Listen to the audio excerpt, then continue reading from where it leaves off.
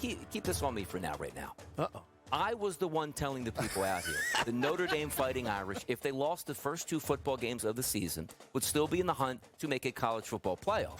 I talked to Joe Lisi quite a bit during the week, and you know what Joe Lisi's been telling me? Notre Dame just might be the best football team in the country right now, and I believe him. I do. Rolling over teams. The offense is out there right now, and I don't think anybody can stop them. SportsGrid's College Football Today. Is it going to be Gabriel over the next 4 or 5 weeks?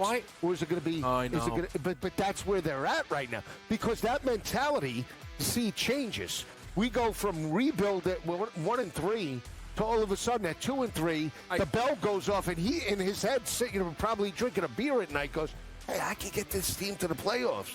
You listen, but that's the way these coaches think.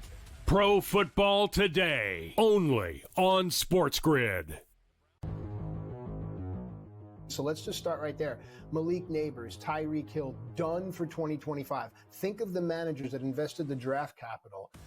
Man, oh man, what to do? Yeah, this is really tough. I had people message me, man, I had Neighbors and Hill, and I lost them both in the same week. That's tough. It's a tough day at the office for sure, and that's why you watch us here on FST, Fantasy Sports Today. We're trying to help you. Fantasy Sports Today, only on SportsGrid.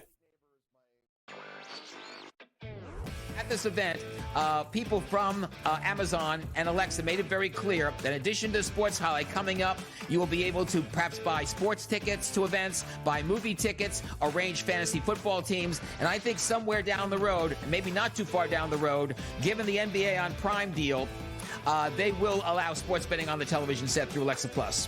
Newswire, only on SportsGrid.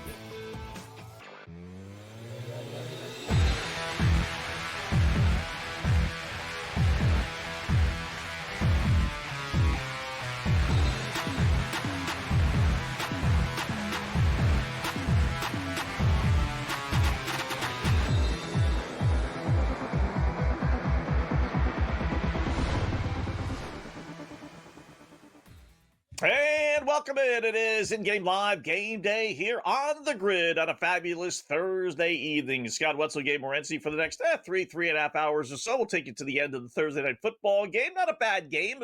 You know, generally speaking, Thursday nights, if you have at least one team that's pretty good, then it's not a bad game because we've had some clunkers over the years on these Thursday night ones. So we got the one good team, Denver Broncos. At least it's a rivalry game. Little history there with the Oakland/Los Angeles/now Las Vegas Raiders. Got a little college football with a decent, actually, on paper anyway, American Conference game with 2 defensive touchdowns for South Florida. So off to a really good start. We got some college basketball, not a lot, but a little bit, and then NBA and NHL as well. So plenty of things to keep us busy and hopefully make a couple of shekels before we are through. Before we get to it all, as we always start off the program, game time. What's betting you up tonight, Gabe?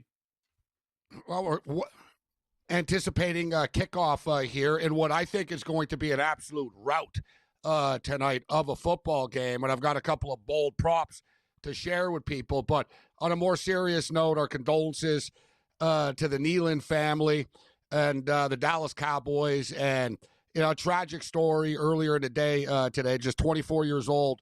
It was just a couple of days ago that we were watching him score a touchdown and recover the touchdown in the end zone.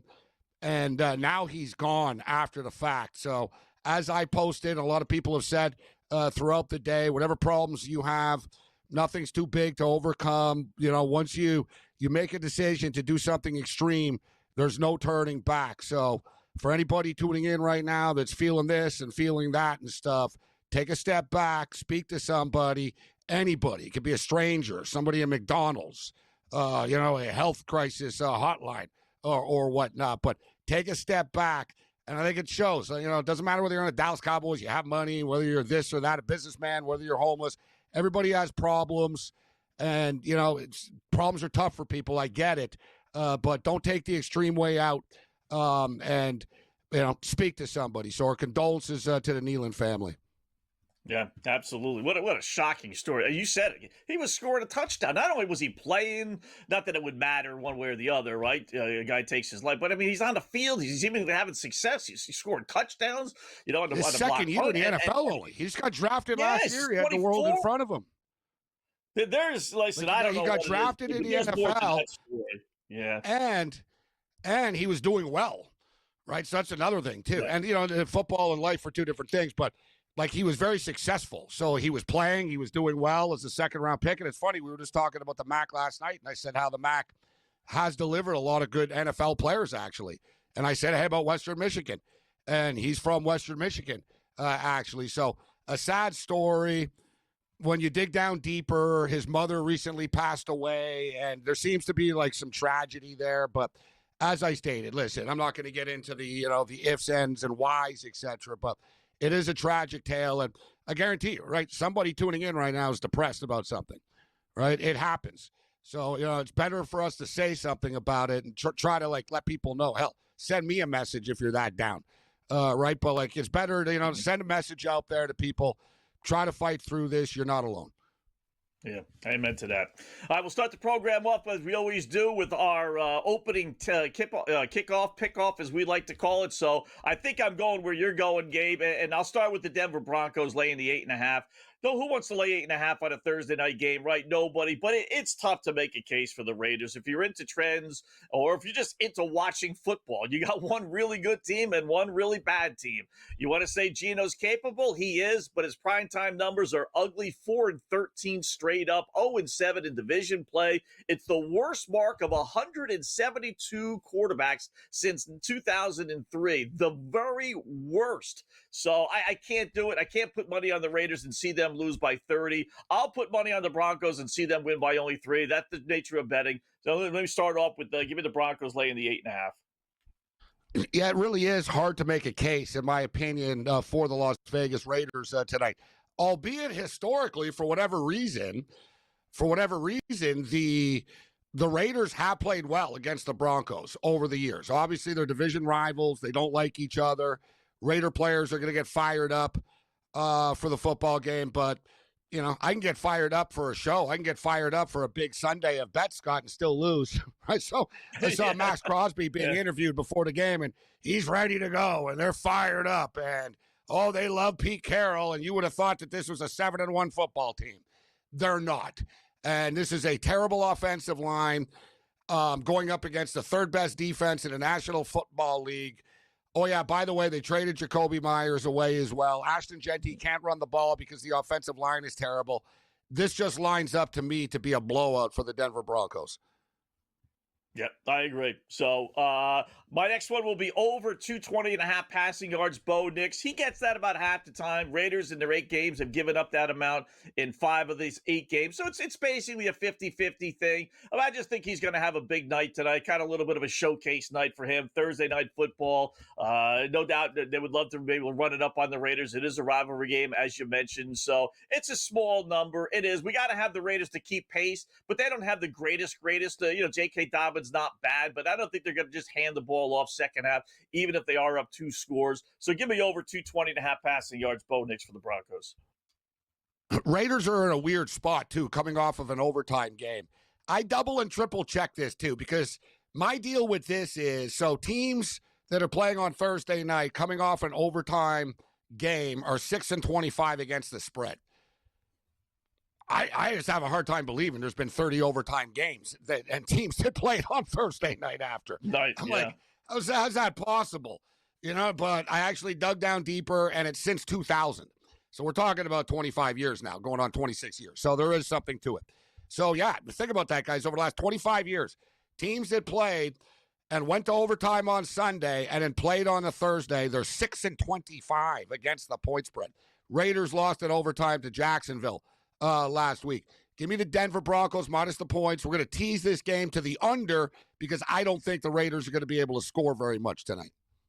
Yeah, and I got the same numbers here, Gabe, and I wasn't able to break it down into road games, but throw in the fact that not only are the Raiders overtime and then they're playing on the road, which is even worse of a spot when you really start to think about it, right? So I agree. Number 1 team sacks Denver Broncos, which is going to lead by next play. In fact, not only are the Broncos number 1, folks, they have 40 sacks The next team only has 28. So don't do this often. Let's do a little round robin 2-person sack parlay. Going to give you 5 guys, 4 with the Broncos. Nick Benito, he's got 8 sacks. He leads the Broncos. He's minus 158. Jonathan Cooper has 7. He's plus 110. Zach Allen is next in line. John Franklin Myers is the next guy. So they're actually FanDuel giving you the top 4 Broncos sack guys. And then I'll throw in Max Crosby just to throw it in. So it's a little round robin. You put all 5 in your sheet. Then you hit the 2 round robins. So every time 2 hits, it's going to pay depending on the 2 because the odds vary. But roughly, you're risking $100 if you do it a $10 one, risking $100 to win about $300. You're going to get paid about $30 for every 2 that hit. So Benito, Cooper, Zach Allen, Franklin Myers, and then Max Crosby, a 2-person round robin sack parlay tonight. I'm going to keep it a lot simpler. Give me Bo Nix over 20.5 rush yards in this game. Okay. 4 of the last 5 games, he's gone over this number. There was the one game against Dallas. It was a rout. He took a knee and stuff, and he didn't really have to run ever. But 36 yards last week, 48 2 weeks ago, 24-22. 20.5 is more than a manageable number.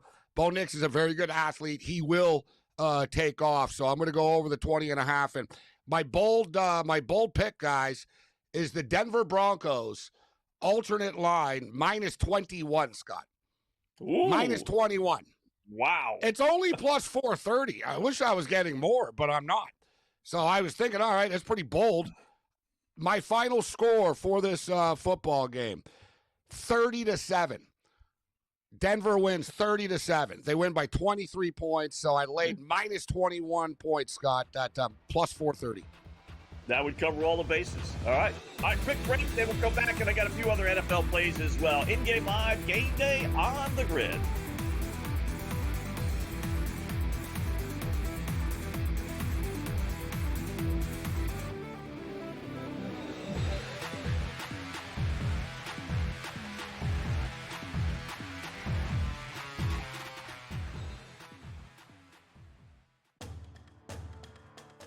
Jeremiah Love is a player that you have to keep an eye out on just because of a running back, his versatility, how good he is in the receiving game this year. We haven't seen a running back potentially crack the top 3 when you just think about it with the Heisman Trophy back there. Jeremiah Love just dominant. If Notre Dame wins out and they're in the college football playoff, Love should be involved in the conversation.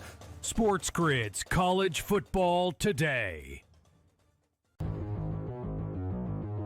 Starts off on a positive note of getting Lamar Jackson back Thursday night, which was great. He threw for 200 yards, did not look rusty at all. He only rushed for 15, but he didn't really need that. Lamar Jackson also threw for 4 touchdowns, 2 of which going to Mark Andrews. So guess who's back and relative again at the tight end position now that Lamar's back? Oh, wait, it's Mark Andrews. No kidding. I mean, the guy just catches touchdowns. It's Lamar's favorite guy in the red zone. Fantasy Sports Today, only on SportsGrid. Fly Pelican, more like grounded Pelican. The Pelicans are 0-6 to start the season. Their main guys aren't their main guys. And it comes to a point where, what do you do if you are Joe Dumars and the leadership of New Orleans? Pro Basketball Today, only on SportsGrid. Blue Jays are going to be dangerous for years to come because they have money. They're a fun team. Other players like Guerrero, the Blue Jays are a first-class organization. They treat the players very well. They're first-class complex. As I stated earlier, you can live like across the street from the stadium and there's no drama. You don't have to sit in traffic ever. You have an entire country that buys your jerseys and are big fans of yours. In-game live, only on SportsGrid.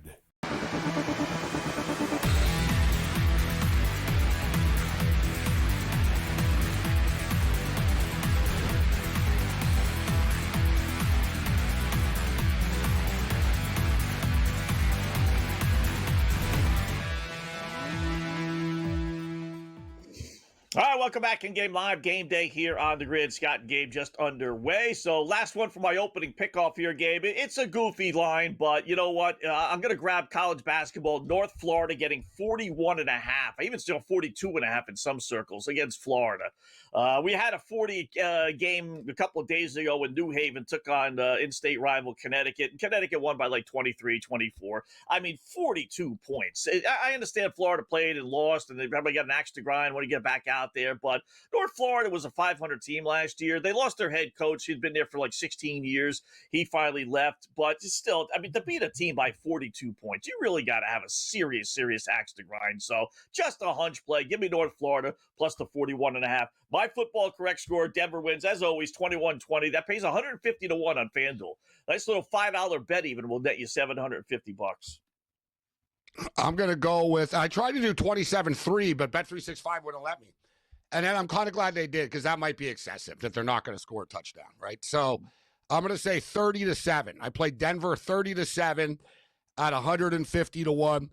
Don't look now, guys, but RJ Harvey actually, I took RJ Harvey on one of my fantasy football teams, running back out of Virginia. Didn't do much to start the season, but he's really starting to work himself into the offense right now, especially out of the backfield catching passes.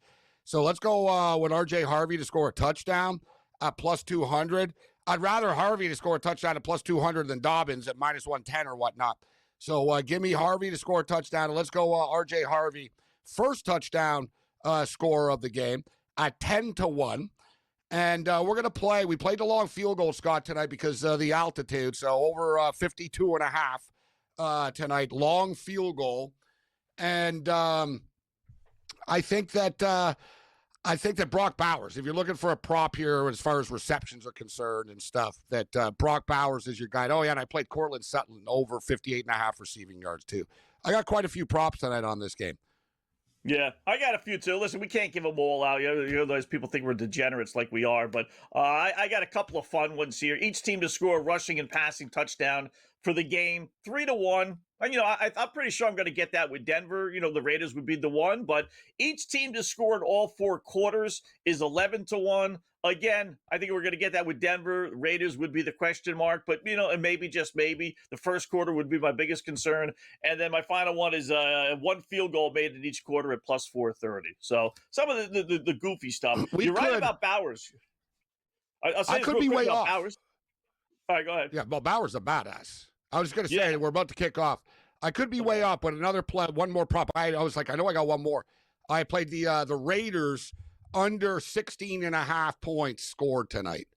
Raiders under 16.5 team total. I really don't think they're going to be able to move the ball tonight, guys. Yeah. Denver's got, like I said earlier, number 1 defense as far as sacks, Gabe.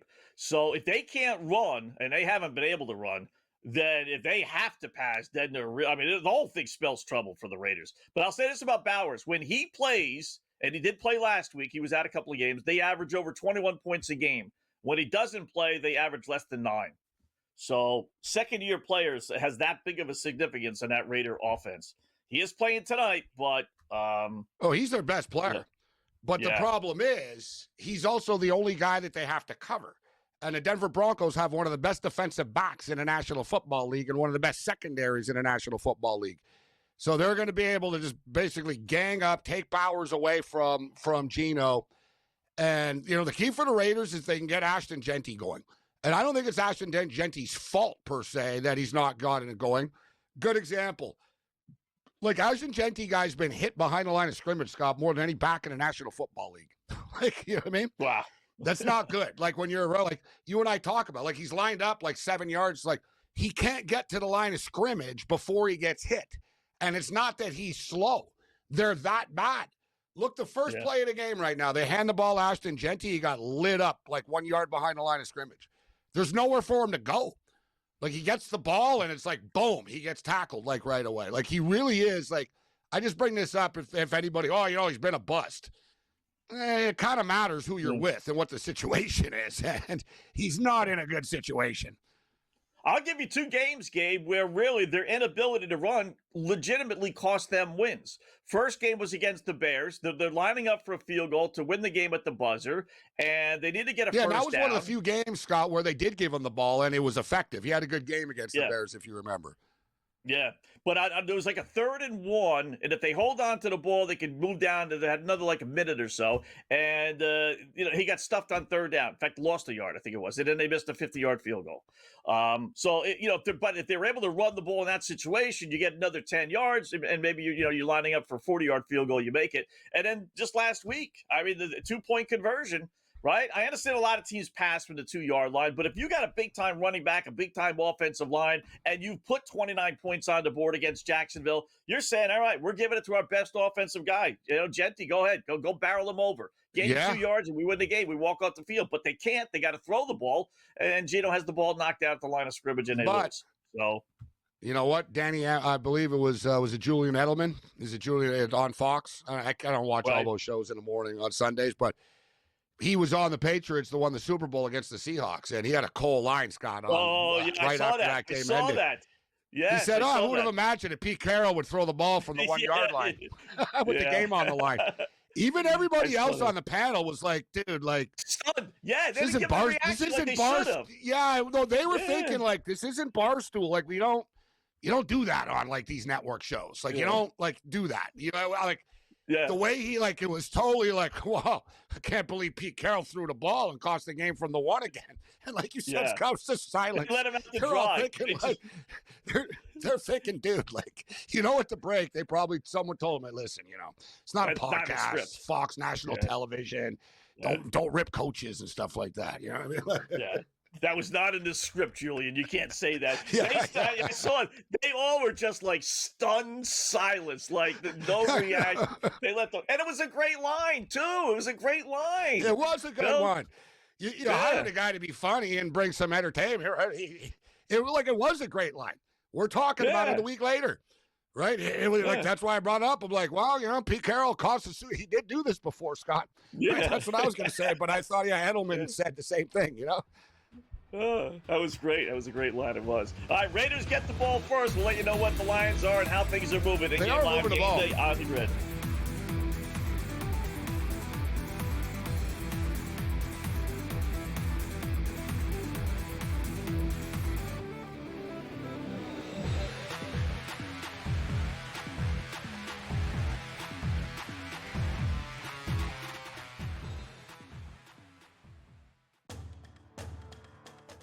Jeremiah Love is a player that you have to keep an eye out on just because of a running back, his versatility, how good he is in the receiving game this year. We haven't seen a running back potentially crack the top 3 when you just think about it with the Heisman Trophy back there. Jeremiah Love just dominant. If Notre Dame wins out and they're in the college football playoff, Love should be involved in the conversation. SportsGrid's College Football Today. Starts off on a positive note of getting Lamar Jackson back Thursday night, which was great. He threw for 200 yards, did not look rusty at all. He only rushed for 15, but he didn't really need that. Lamar Jackson also threw for 4 touchdowns, 2 of which going to Mark Andrews. So guess who's back and relative again at the tight end position now that Lamar's back? Oh, wait, it's Mark Andrews. No kidding. I mean, the guy just catches touchdowns. It's Lamar's favorite guy in the red zone. Fantasy Sports Today, only on SportsGrid. Fly, Pelican, more like grounded Pelican. The Pelicans are 0-6 to start the season. Their main guys aren't their main guys. And it comes to a point where, what do you do if you are Joe Dumars and the leadership of New Orleans? Pro Basketball Today, only on SportsGrid. Blue Jays are going to be dangerous for years to come because they have money. They're a fun team. Other players like Guerrero, the Blue Jays are a first-class organization. They treat the players very well. They're first-class complex. As I stated earlier, you can live like across the street from the stadium and there's no drama. You don't have to sit in traffic ever. You have an entire country that buys your jerseys and are big fans of yours. In-game live, only on SportsGrid.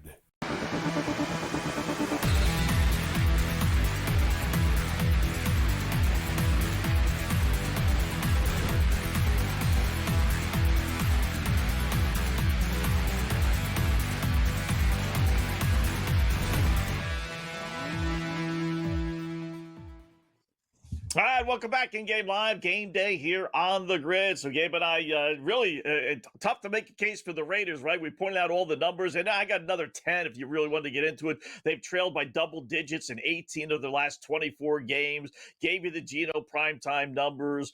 Broncos have won and covered their last 2 against the Raiders, even though the Raiders, as Gabe pointed out, have kind of controlled things over the last 5 or 6 years overall. But here we are. Raiders 8 and 2 last 10 times. Break down the field. Yeah. It's actually halfway decent for the Raiders. These division rival things matter. Listen, I didn't bet it. I didn't bet it earlier in the year, and for the record, the Broncos. So this is like, what are you doing, Pete Carroll? You just punted from the Broncos' 44-yard line. You're 2-6. Wow. Like, at this point, you're in the altitude. Just say, you know what? Hey, Carlson's a good kicker. It's 60-yarder. Yeah. Altitude. Literally, it's only a 61-yarder, Scott. Well, we don't want to give him the ball midfield. Whatever, bro. You're 2-6. Take a stand. Like, okay, it's 4th and 8. They ran a bad play on 3rd down. They already should have been in 4-down mode in the play calling to begin with. They weren't. They tried to, like, run the ball on 3rd down. It's like, dude, like, you got blown up. Now you're in a 4th and 8. But you're on, like, the 43, 44-yard line. You're a 2-6 football team. I don't know, run a fake punt then. Like that, I guarantee you the fake punt would have worked. The Broncos never would have thought they would have been like, oh, you guys are losers and you're punting. Fake punt probably would have worked. I would have tried a 61-yard field goal in the altitude there, Scott, but why, like, you lose all momentum of anything that you just did to start the game. You got nothing out of it. You just gave the Denver Broncos the football. No harm, no foul for the Broncos. Watch the Broncos march down the field and score now. Now, we brought this up last week, and I meant to actually contact FanDuel on this. Zach Allen's got a half a sack, Gabe. Does that count as a sack? You want to start harassing the book? Well, I wanted, because it doesn't say will one guy get a full sack. It just says, will a guy get a sack? So a half a sack is a sack, right? No, so does that count as I got him? Well, I should have bet all these guys tricky. individually. This is where it gets tricky, where is it like over under 1 or he's got to get a sack? Let's just a good example. Let's say you get 0.5 twice. That should be 1. Sort of like total bases. Well, it's adding up. It's added up to what? But you need the individual player sack. Those defensive sack props and tackle props are very, very tricky. Yeah. I should have played them because there's assisted tackles too, Scott, right? There's tackle and there's assisted tackles. Yeah. So that starts that up, all right, 2.5, 3.5, 4. Is it a solo tackle? And then you get into the scorekeeping of it and stuff. I don't do it too often. I had a good one in the Super Bowl. I gave it on the McAfee show, and they were like, oh, no one's ever given us this one before. They were all loved it. It was like, I gave them the Philadelphia Eagles team total tackles. The Kansas City Chiefs team total tackles over in the Super Bowl, Scott. It was very simple theory. I was like, listen, the Eagles are going to run the ball. Have the ball. Yeah. They're going to run the ball. Boom. Jalen Hurts going to get tackled. Saquon's going to get tackled 30 times alone. Boom, boom, boom. And it went way over, dude. It was like 42.5 or something stupid. It went way over. So it's one of those don't tell people props. They don't do them all the time for regular season games, though. You know what I mean? You'll have individual ones. Like the Super Bowl, they go all out, right? Team total tackles, and that, right? So it's a good one, though. Something to keep our eye on depending on the Super Bowl matchup this year. Like if there's one team, guys, that really runs the ball a lot, like let's say it's the Rams and the Bills in the Super Bowl or something. They're going to air it out all game, right? You know what I mean? But if there's a running team, Scott, it makes a lot of sense to take the other team because it's the Super Bowl. They're going to stick to their game plan that's worked all year, right? So and it worked. Like I said, I was on the Eagles to win the game, but the Chiefs racked up 1 million tackles because the Eagles had the ball all the time. Yeah. Yeah, like Kansas City's not going into the Super Bowl thinking, all right, we're going to hand the ball out to Isaiah Pacheco. I mean, it's just not happening. You just know. Yeah, that's our strategy. We're going to have Pacheco and Hunt are going to eat the clock up. Yeah. They're like, let Mahomes do his thing. But Philadelphia really was, give the ball to Barkley, and if not, let Jalen scramble for it, right? Yeah. Jalen doesn't run much in the regular season anymore, but when it's a big game, he will. Yeah. All right, so Raiders in the punt, you said it, so now Broncos do have it inside their own 10-yard line, albeit. So if you're an over player, it's down to 37.5 already. That's not a good start. I didn't think there'd be a lot of points either in this game. Yeah, I really didn't think there would be a lot. the ball won't stay still. Like the referee just put the ball down, the ball blew away, and the guy, they didn't let him play. The guy in the Broncos sort of reeled it back in and wanted to snap, and the ref's like, no, I got to touch it again first. Like, whatever, dude. What are we doing here, Bob? Yeah, it's a windy game there tonight. Old school uniforms for the Broncos and Raiders. I Orange like Crush. Yeah, little Orange Crush, exactly.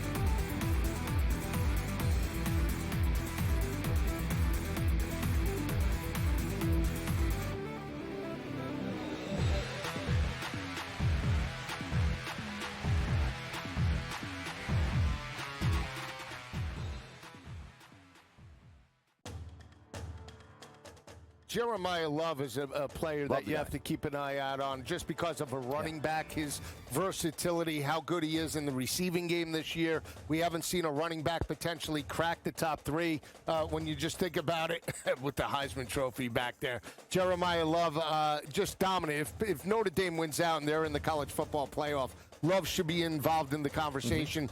SportsGrid's College Football Today. Starts off on a positive note of getting Lamar Jackson back Thursday night, which was great.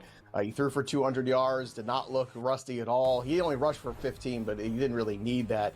Lamar Jackson also threw for 4 touchdowns, 2 of which going to Mark Andrews. So guess who's back and relative again at the tight end position now that Lamar's back? Oh, wait, it's Mark Andrews. No kidding. I mean, the guy just catches touchdowns. It's Lamar's favorite guy in the red zone. Fantasy Sports Today, only on SportsGrid.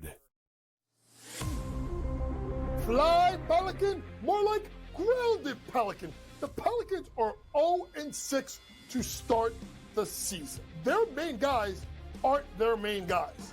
And it comes to a point where, what do you do if you are Joe Dumars and the leadership of New Orleans? Pro Basketball Today, only on SportsGrid. Blue Jays are going to be dangerous for years to come because they have money. They're a fun team. Other players like Guerrero, the Blue Jays are a first-class organization. They treat the players very well. They're first-class complex. As I stated earlier, you can live like across the street from the stadium and there's no drama. You don't have to sit in traffic ever. You have an entire country that buys your jerseys and are big fans of yours. In-game live, only on SportsGrid.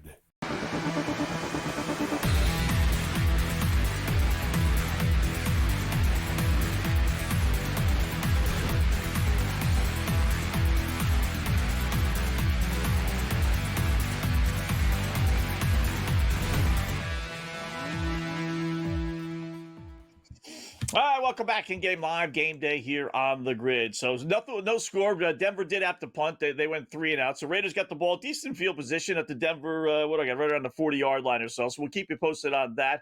2 college football games. We've been going along with the MAC. This time we switch over. American Conference taking center stage, Sun Belt as well. So South Florida just gave up a touchdown to UT San Antonio. So penning the extra point, we got 21-9. That's early second I'm quarter. on the over. So, yeah, I took, as I tell you, 79.5 now, I see. Yeah, 81.5 on FanDuel. So, wow. I took the over South Florida, 41.5. I wasn't sure about Texas San Antonio. Huge game last week, beating Memphis, and I figured there'd be some points, but I just figured that, you know what, give me South Florida. I'm jumping in against that. Yeah, I knew it was high. 31 points I got already. it at 67. And I thought to myself, I was like, man, you should just bet bigger on this because you know you're going to end up jumping in game. I do this every South Florida, every Memphis game. It's always the same thing. I'm like, I should have just put more in. It's just not going to stop. It won't stop. UTSA can't stop South Florida. South Florida can create chaos with their defense. UTSA's offense is good. So, like, they can put points up on the board. And South Florida doesn't take the pedal off the metal ever team. So it's 7. I got a 79.5. We're already at 31. There's still 13.5 minutes left in the first half. There's a lot of football left. We would probably be another 3 touchdowns in the first half, to be honest with you. I wouldn't be surprised if there's another 21 points. And here's the good thing: if you want to bet the over, South Florida only has one offensive, at least one anyway, or only one. Who knows? They could have none. But their first 2 touchdowns were on defense. First play from scrimmage, touchdown South Florida. next drive by Texas San Antonio, Gabe, they went all the way down the field. They got it 1st and goal at the 5-yard line. The quarterback fumbles the ball. The kid runs 93 yards for a touchdown. All of a sudden, it's 14-0 South Florida with two defensive touchdowns. So Texas San Antonio, point being, is moving the ball up and down the field. The next 2 drives were field goals and touchdowns. So there is nothing at this point that's saying the scoring is going to stop. And so 81.5 is a big number, 79, but you know what? This has got 50 to 40 written all over it. We talk about it too. Yeah, like we talk about teams like this, Scott, in games like this for people like sort of, you're looking at an in-game total. Okay, South Florida, the better team.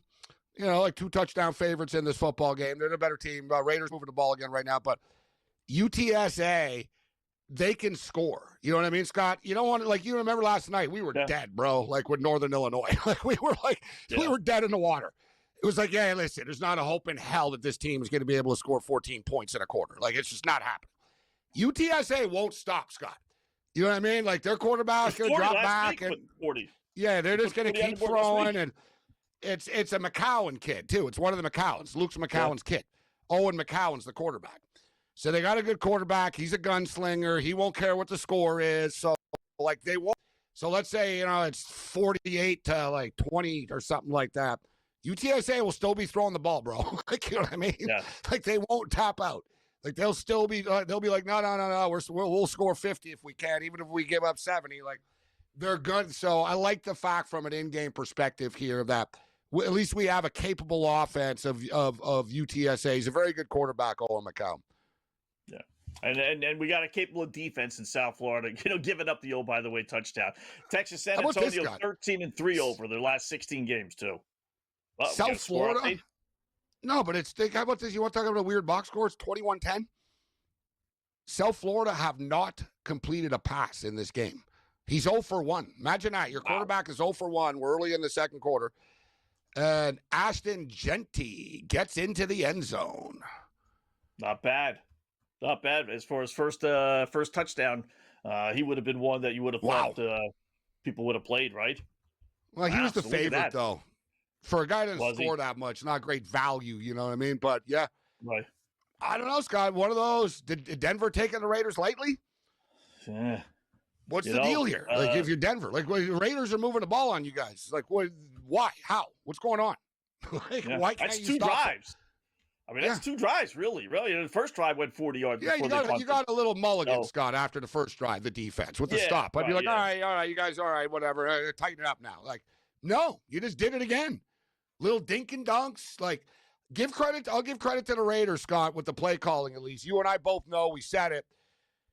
Whatever, dude. Gino's not terrible, but he's a liability if he's under pressure. And they clearly have made a conscious decision. Get rid of the effing football quickly. And I've talked about it. If there's one thing Gino does well, he can do that. The Raiders have had him running an offense he's not good at. He's not a drop back deep down the field guy.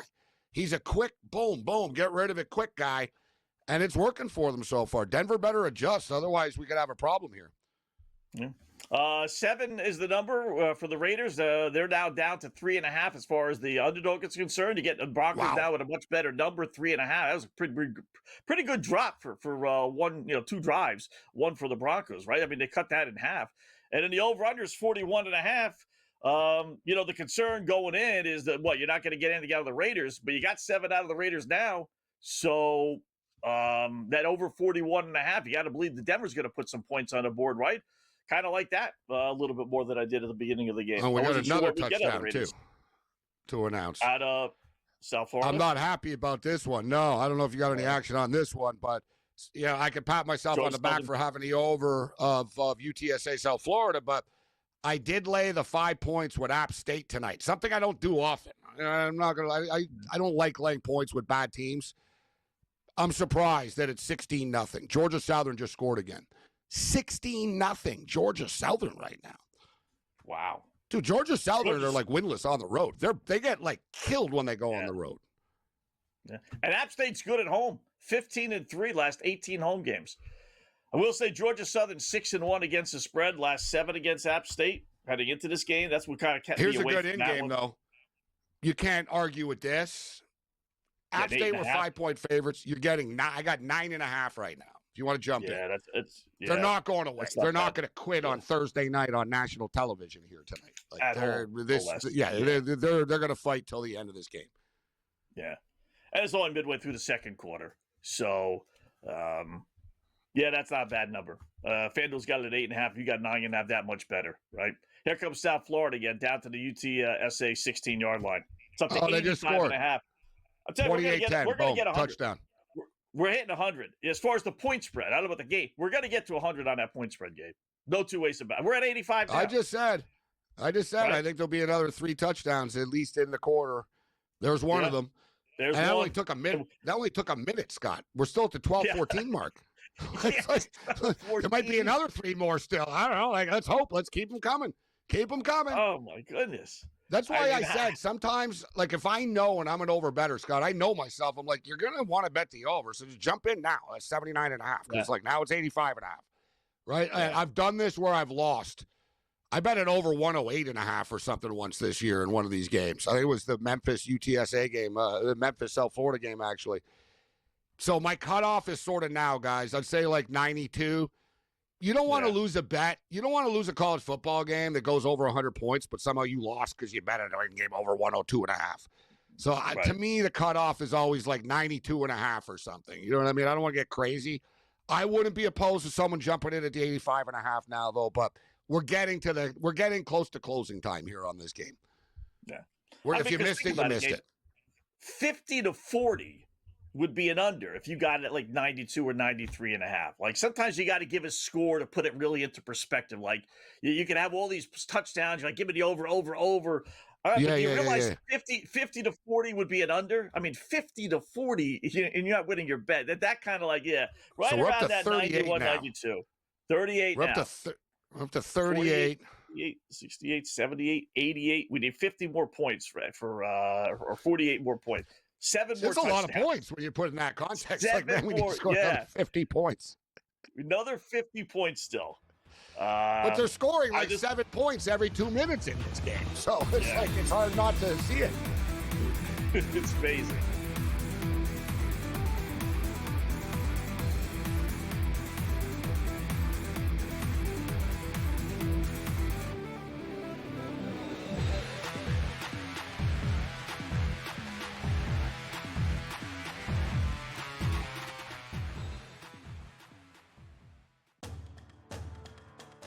Jeremiah Love is a player that you have to keep an eye out on just because of a running back, his versatility, how good he is in the receiving game this year. We haven't seen a running back potentially crack the top 3 when you just think about it with the Heisman Trophy back there. Jeremiah Love just dominant. If Notre Dame wins out and they're in the college football playoff, Love should be involved in the conversation. SportsGrid's College Football Today. Starts off on a positive note of getting Lamar Jackson back Thursday night, which was great. He threw for 200 yards, did not look rusty at all. He only rushed for 15, but he didn't really need that. Lamar Jackson also threw for 4 touchdowns, 2 of which going to Mark Andrews. So guess who's back and relative again at the tight end position now that Lamar's back? Oh, wait, it's Mark Andrews. No kidding. I mean, the guy just catches touchdowns. It's Lamar's favorite guy in the red zone. Fantasy Sports Today, only on SportsGrid. Fly, Pelican, more like grounded Pelican. The Pelicans are 0-6 to start the season. Their main guys aren't their main guys. And it comes to a point where, what do you do if you are Joe Dumars and the leadership of New Orleans? Pro Basketball Today, only on SportsGrid. Blue Jays are going to be dangerous for years to come because they have money. They're a fun team. Other players like Guerrero, the Blue Jays are a first-class organization. They treat the players very well. They're first-class complex. As I stated earlier, you can live across the street from the stadium and there's no drama. You don't have to sit in traffic ever. You have an entire country that buys your jerseys and are big fans of yours. In-game live, only on SportsGrid.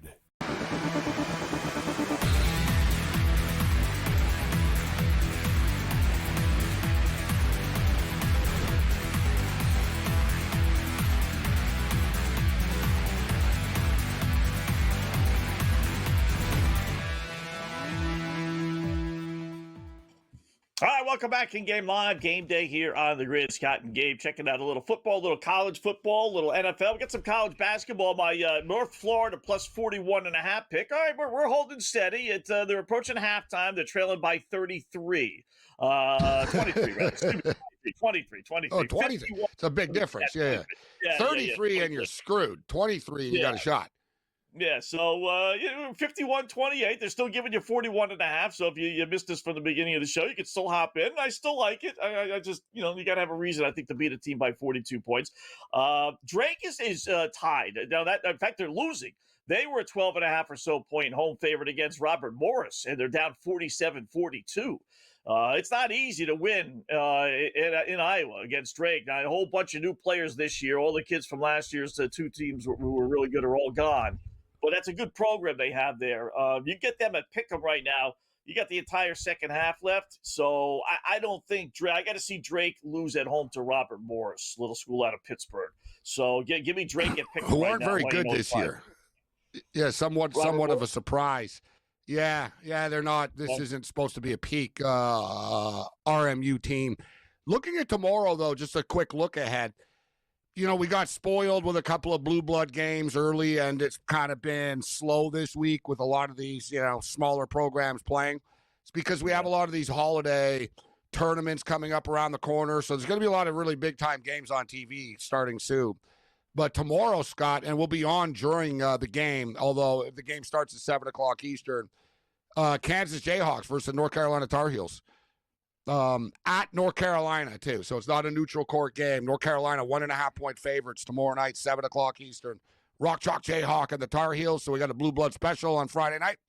And just a quick note, Oakland, the University of Oakland, they opened up their season against the Michigan Wolverines. And Michigan are good. Like Michigan, I'd be disappointed if Michigan is a fan that they don't make it to the Final Four. Happy, Scott. And so Michigan were 24-point favorites in that game. They beat Purdue. They beat Oakland 121-78.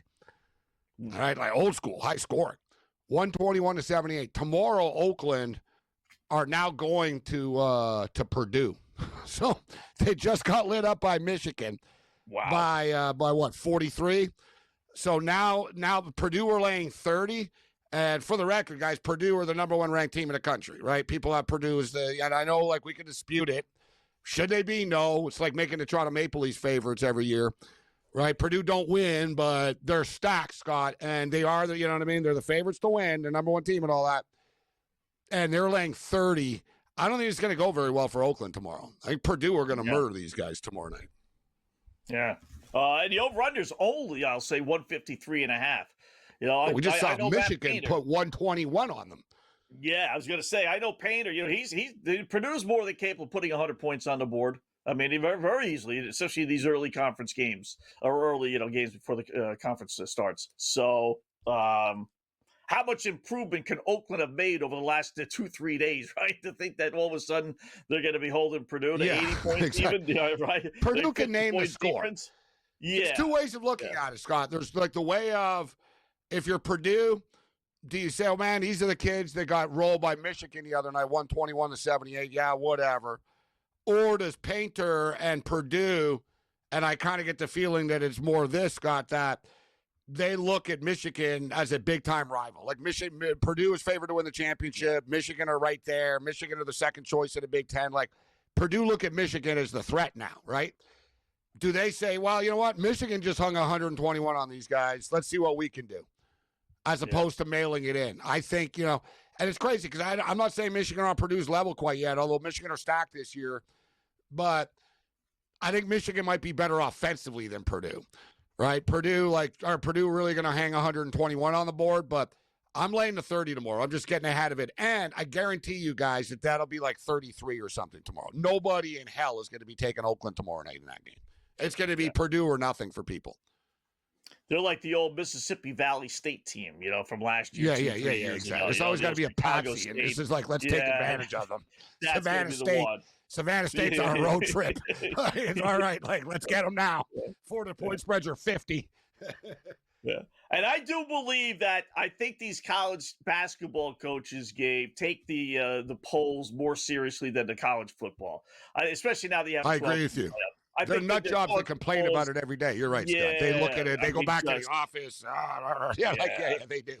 Why are we That's why I guarantee you that Purdue knows, that Painter and his staff knows that Michigan put 121 up, point blank. They know that.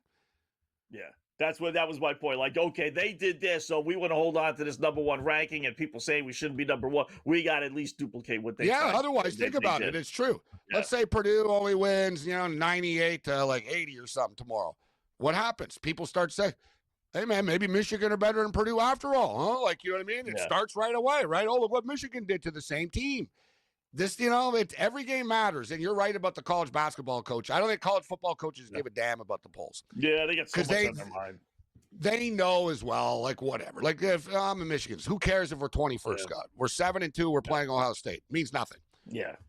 Poll means nothing. We control our destiny. Michigan knows this. We're not going to cry about a poll, but college basketball coaches bitch every day. Oh, we should be higher than 16th. This is garbage. Our conference is way better. They're always complaining, college basketball coaches. Yeah. Another touchdown, South Florida. Boom. That took less than 2 minutes off the clock. There's so where are we at now? Oh, we're at 35-10. Wow. Yeah, we were at 13:34 when I said that before. So we've had 2 touchdowns in less than 3 minutes. Less than 3 minutes. I mean, it's up to 89 and a half. Yeah. I'll do it one more time. I would take it. I would take it, guys. I would take it. One more time. Yeah. We'll hold steady at 92, 93. Like, if they score. It's one thing about this stuff. Like, when you have a high number, it's not necessarily going to go up after every touchdown, because in order to get to that number, you need 4 touchdowns a quarter. So sometimes it's just, all right, you're just getting what you need in order to get to the number where it is right now. But that said, the way things have been going, one more time, on over 89.5 right now. 35 to 10 we're already at 45. 10 minutes left. You got to figure at least one more touchdown, right? At the very least. No, 2 more. 2 more in the first half. Probably 2. I might say 3, but I'm going to say at least 2 more. At least 2 more are coming. Keep the points coming. Keep them coming. All right, in-game live game day continues on the Grid.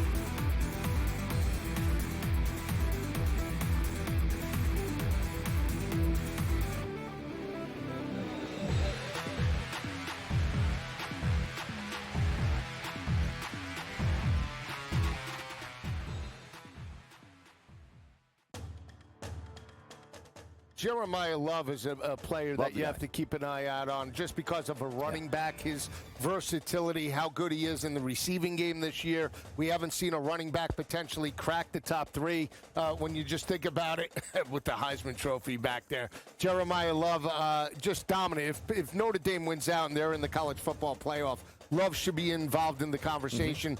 SportsGrid's College Football Today. Starts off on a positive note of getting Lamar Jackson back Thursday night, which was great. He threw for 200 yards, did not look rusty at all. He only rushed for 15, but he didn't really need that. Lamar Jackson also threw for 4 touchdowns, 2 of which going to Mark Andrews. So guess who's back and relative again at the tight end position now that Lamar's back? Oh, wait, it's Mark Andrews. No kidding. I mean, the guy just catches touchdowns. It's Lamar's favorite guy in the red zone. Fantasy Sports Today, only on SportsGrid. Fly, Pelican, more like grounded Pelican. The Pelicans are 0-6 to start the season. Their main guys aren't their main guys. And it comes to a point where, what do you do if you are Joe Dumars and the leadership of New Orleans? Pro Basketball Today, only on SportsGrid. Blue Jays are going to be dangerous for years to come because they have money. They're a fun team. Other players like Guerrero, the Blue Jays are a first-class organization. They treat the players very well. They're first-class complex. As I stated earlier, you can live like across the street from the stadium, and there's no drama. You don't have to sit in traffic ever. You have an entire country that buys your jerseys and are big fans of yours. In-game live, only on SportsGrid.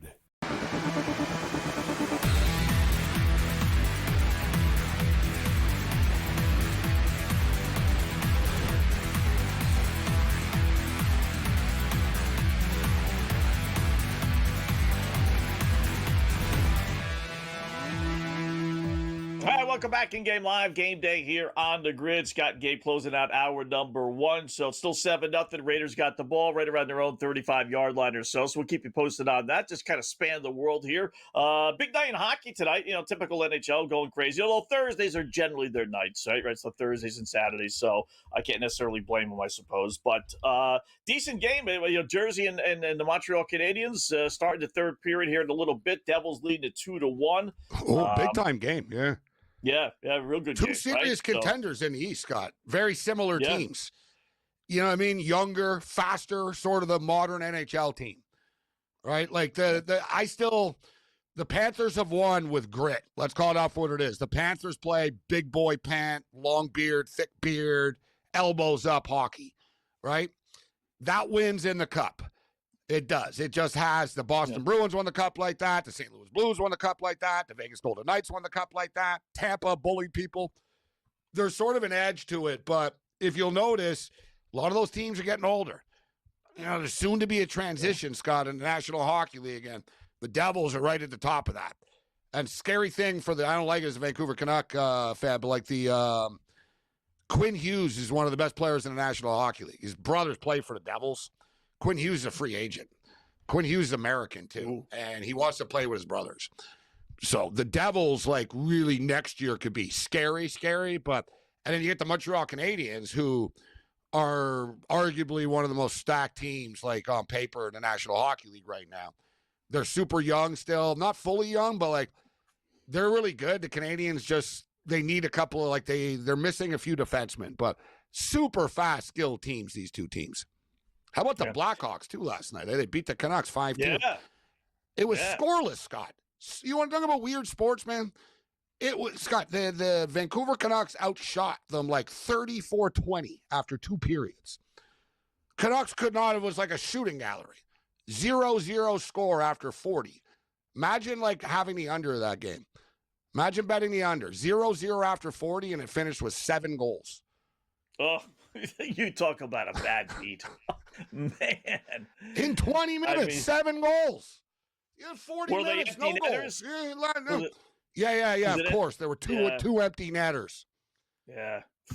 Those things. No, sorry. Yeah, it was one. You know what it was? It was 4-0, and then, of course, Vancouver had to score the dumb fake comeback goals. Right. So they made it 4-1 with 9 minutes left, 4-2 with 5 minutes left, and then they ended up 5-2. Yeah, Connor Bedard scored for his first time ever in Vancouver last night. Yeah, and remember I gave the shots on goal prop, right? Yep. No, I didn't bet him to score a goal. I should have, but remember I said the shots on goal prop was 2.5 -175. But I said, man, the last 2 games he's had 4 shots each. He had 9 in a game before. Last night 4 again, Scott. So. For you prop players out there, as long as they keep on giving us Connor Bedard 2.5 shots on goal, I don't care if it's -175. I'm going to play it. Yeah. You know what? I can't tell you how many times I bet is over 2.5 over the last couple of seasons and lost. So I didn't get there. Yeah, that's why I'm getting my money back. Me too. Yeah. That's why I'm no, I'm betting this now. No, the kid's broken out, Scott. He's broken loose. And he's hell-bent on trying to make Team Canada. With the Olympics are 93 days away, so the make Team Canada roster talk is real right now, and he's in a battle with the Macklin Celebrini kid with the San Jose Sharks, who's also a little prop monster. That kid scored last night again, too. And Mike Toffoli shots on goal prop went over last night, too. So we've been very good with the hockey props, actually. Boy, him not making Team Canada, I know, listen, Team Canada's loaded, right? But, that's that's very Caitlin Clark-like. Yeah, that's where I was going to go. That's like Caitlin Clark not making the Olympics. How does that make any sense on the outside looking in? But they're deep as hell. Well, what are you going to do? Yeah, all right, you taking Nate McKinnon off? Right. No. You taking Sidney Crosby off the team for Connor Bedard? No. You go down the list okay, he's 20 years old too, Scott. He's not even legal to drink in the United States. Yeah. Right. So he's 20 years old only, so it's not like I know people are going to bury him, especially if Celebrini makes it, because Celebrini is 19 only, right? And the thing is, what's worse for Connor Bedard? Macklin Celebrini of the San Jose Sharks, Scott, he's from Vancouver as well. They get along, but don't tell me they're not rivals. You know what I mean? You were both drafted. You're both from the same city. You were both drafted 1 year apart, the number 1 pick. You're both Canadian. You're both fighting for a spot on the Olympic team. You're rivals. You know what I mean? Don't tell me you're not. You're rivals. Yeah. There's no way you can squeeze both on, right? That can't No, happen. that's Well, not enough room to babysit 2 kids on the team. Yeah. Yikes. That's a loaded team. In-game live. We'll check the lines when we come back. Hour number 2 coming up.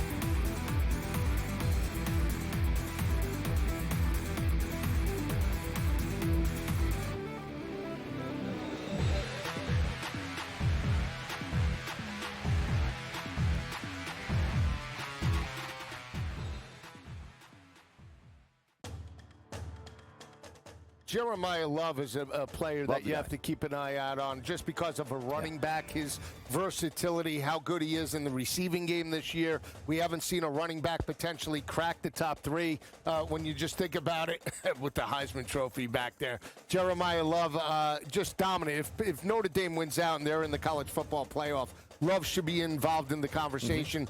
SportsGrid's College Football Today. Starts off on a positive note of getting Lamar Jackson back Thursday night, which was great. He threw for 200 yards, did not look rusty at all. He only rushed for 15, but he didn't really need that. Lamar Jackson also threw for 4 touchdowns, 2 of which going to Mark Andrews. So guess who's back and relative again at the tight end position now that Lamar's back? Oh, wait, it's Mark Andrews. No kidding. I mean, the guy just catches touchdowns. It's Lamar's favorite guy in the red zone. Fantasy Sports Today, only on SportsGrid. Fly, Pelican, more like grounded Pelican. The Pelicans are 0-6 to start the season. Their main guys aren't their main guys. And it comes to a point where, what do you do if you are Joe Dumars and the leadership of New Orleans? Pro Basketball Today, only on SportsGrid. Blue Jays are going to be dangerous for years to come because they have money. They're a fun team. Other players like Guerrero, the Blue Jays are a first-class organization. They treat the players very well. They're first-class complex. As I stated earlier, you can live like across the street from the stadium and there's no drama. You don't have to sit in traffic ever. You have an entire country that buys your jerseys and are big fans of yours. In-game live, only on SportsGrid.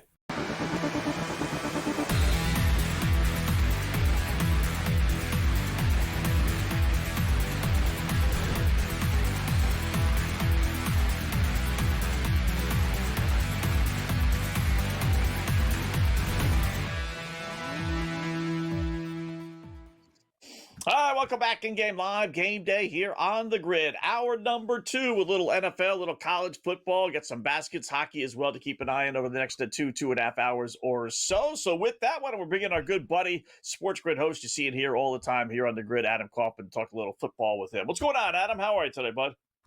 Gentlemen, always good to be with Gabe and Scott's evil twin. there you go.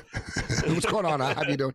Which one's more evil? I'd be doing That's better the if the question. Broncos pull their heads out of their butts and start to figure this out. Guys, we're, roughly 20 minutes just about into this game. The Broncos still don't have a first down to speak of. They're losing 7-0 against a vastly inferior Raiders team that I realize there's a little bit of, okay, they traded They're lucky Jacoby it's only Myers. 7 out of 2.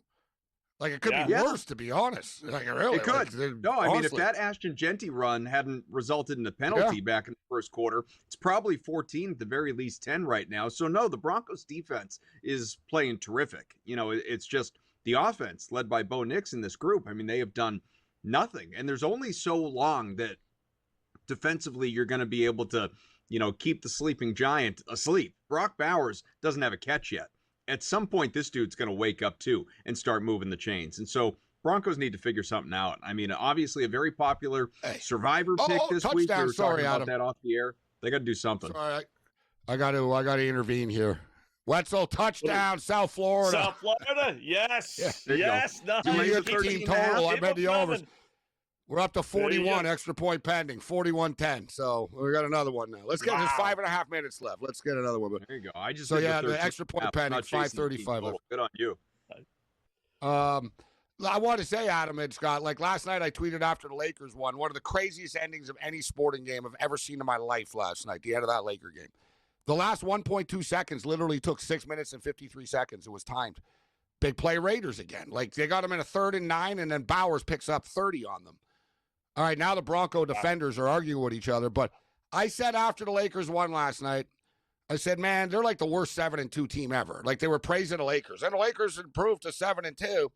And I said, Adam, like, I don't know how the hell this team is 7-2 when you watch them play, but they're 7-2. I thought the Broncos were a fraudulent 7-2. Like, you're talking about their offense. You see their offense is very pedestrian. Mm-hmm. Like, the Patriots are probably a more impressive team than the Broncos to me, to be honest with you right now.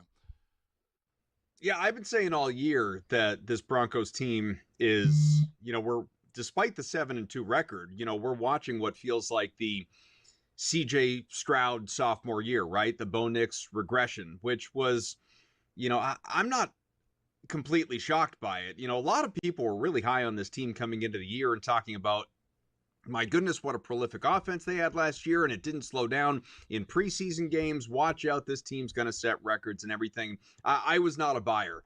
I'm not high on the Broncos. I was higher on the Chargers in that division. Now, that hasn't looked especially great, and certainly the Chiefs, we know where they are at the moment. But they win games. Even though they win games. They do. It's they, like BYU, they find Scott. a way. I mean, look, the Broncos there's are like no BYU. better example. There's no better example of the Broncos being the Broncos this year than scoring 33 fourth quarter points against the Giants and finding a way to win that game. They do. They find a way to win close games. And they've won 6 straight. Does this feel like a team that has won 6 straight games?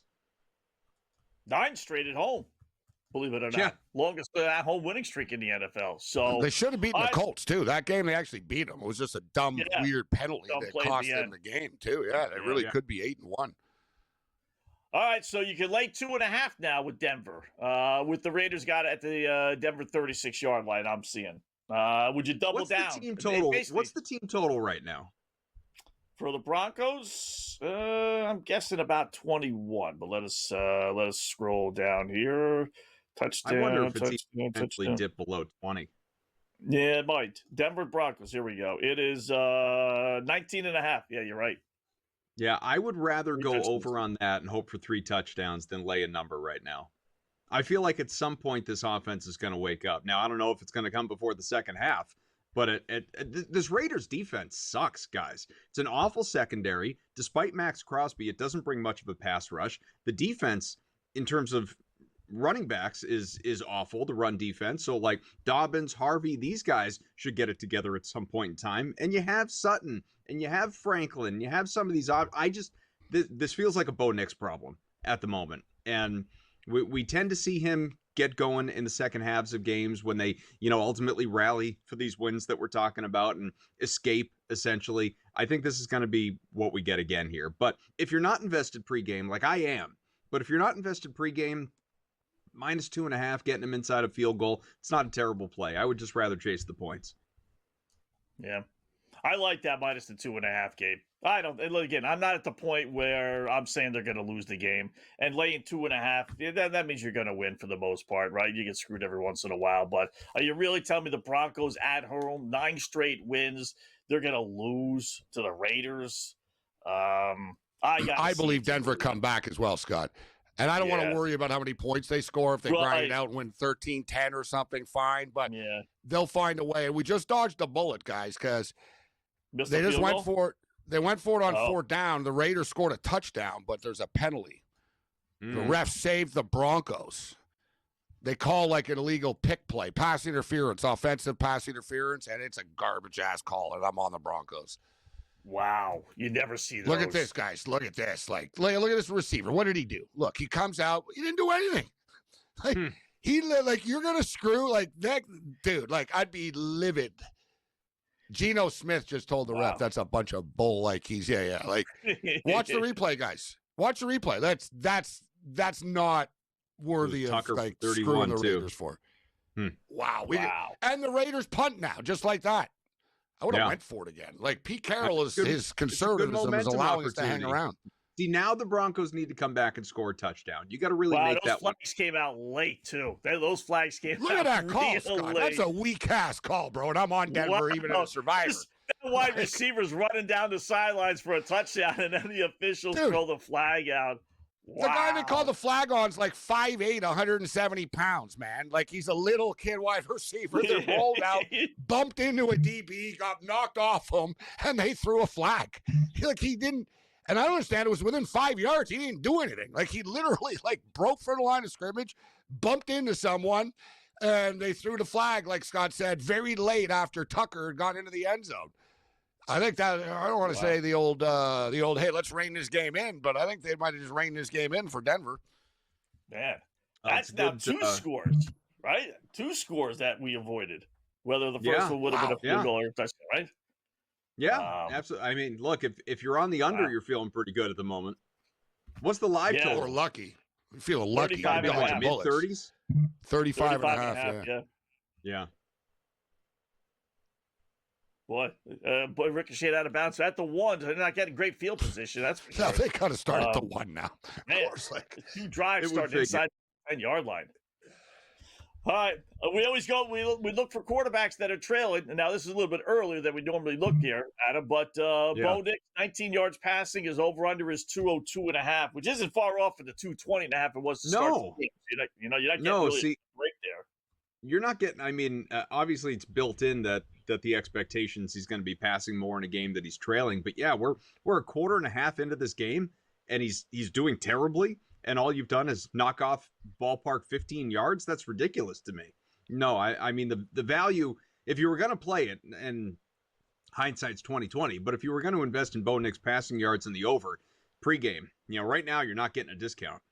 His rushing yard prop, I think, is better, to be honest, which I'm actually on. Listen, I think he's going to complete a bomb eventually to Sutton. It'll be a big play. But as the game goes on and the desperation picks up, he'll have to run, Scott. You know what I mean? The passing attack isn't there. He's going to say, all right, you know what? He's going to take off. I'm not blaming the entire operation on Nick so far tonight like Adam is, but I think he will start to take off more as the desperation starts to kick in more in this game. Yeah. Adam, good job, man. Appreciate it. I'm definitely blaming Nick. We'll give you props if they don't go back and win.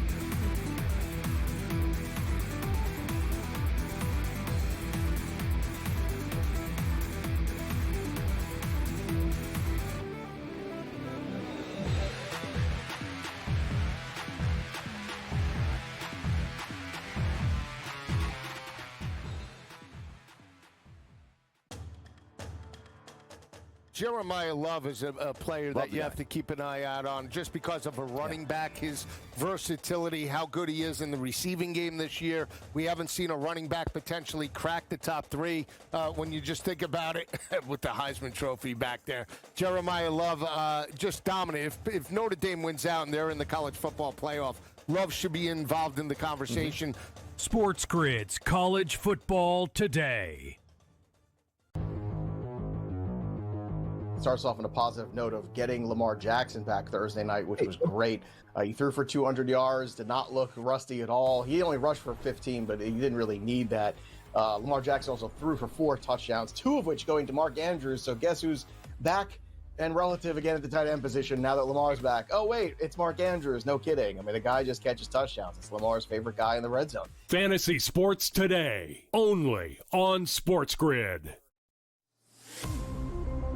Fly, Pelican, more like grounded Pelican. The Pelicans are 0-6 to start the season. Their main guys aren't their main guys. And it comes to a point where, what do you do if you are Joe Dumars and the leadership of New Orleans? Pro Basketball Today, only on SportsGrid. Blue Jays are going to be dangerous for years to come because they have money. They're a fun team. Other players like Guerrero, the Blue Jays are a first-class organization. They treat the players very well. They're first-class complex. As I stated earlier, you can live across the street from the stadium and there's no drama. You don't have to sit in traffic ever. You have an entire country that buys your jerseys and are big fans of yours. In-game live, only on SportsGrid.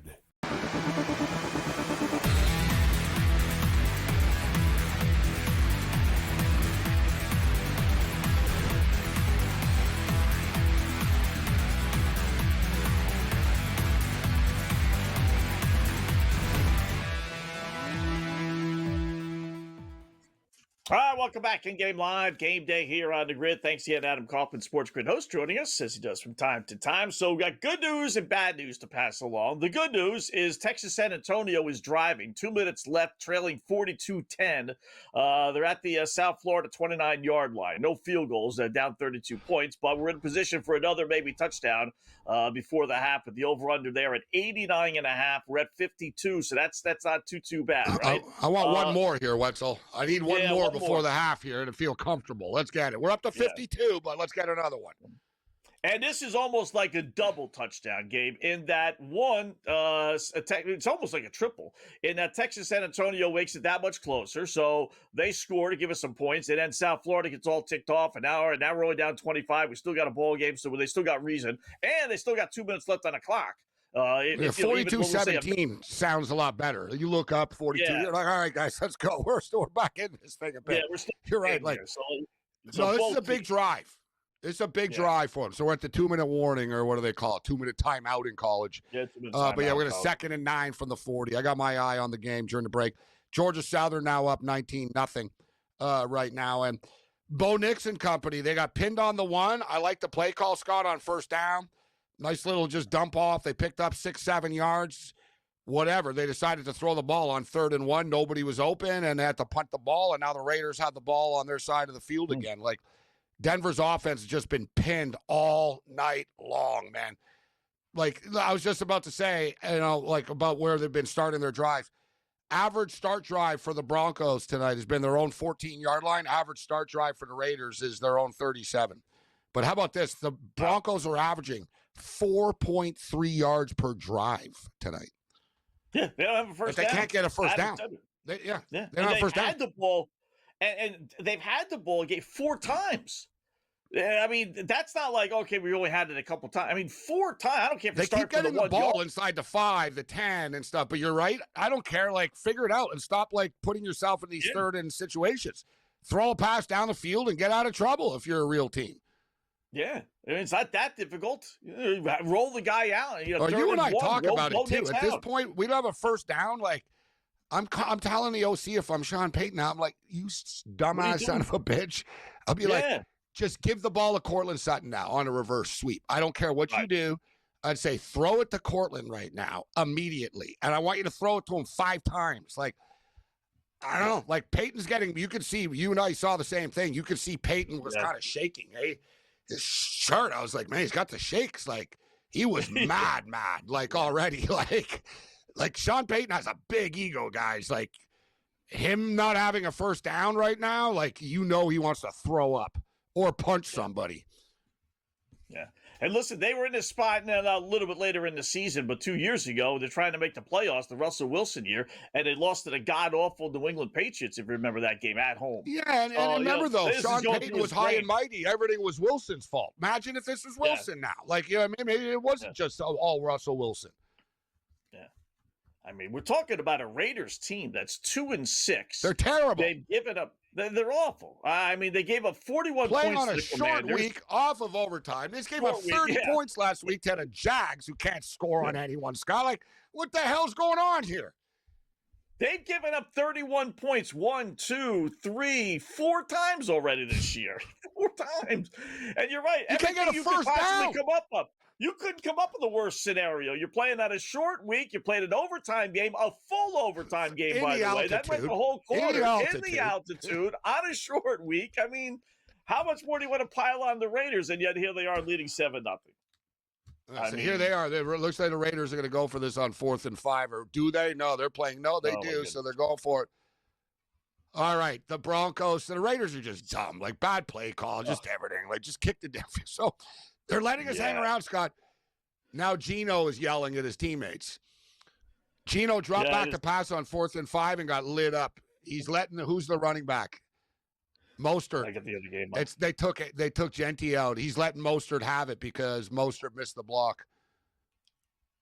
Here comes South Florida, by the way. What a great catch that was. Play call. They're gonna lose. I'm telling you, folks, that 2.5 when everything is said and done. I know it doesn't look good now. I'm not panicked. Denver will be fine. Yeah, and you're right about that. Our teaser to the under's looking good, Scott. Oh, right? Which 19.5? When point Adam total? said go the over. Yeah. Yeah, there's no way in hell I'm going to trust this team to score 20 points right now. I just want to win the game now at this point. Yeah, I wouldn't worry about them. Like, I don't think if they score 20 and a half, could they still lose the game? I don't think so.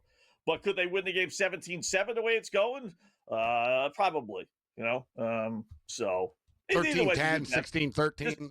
Yeah, sometimes I just don't want to worry about it. Like, even South Florida, I was going to put them in a 10-point teaser tonight, right? I was still going to like 3.5, and I said, yeah, you know what?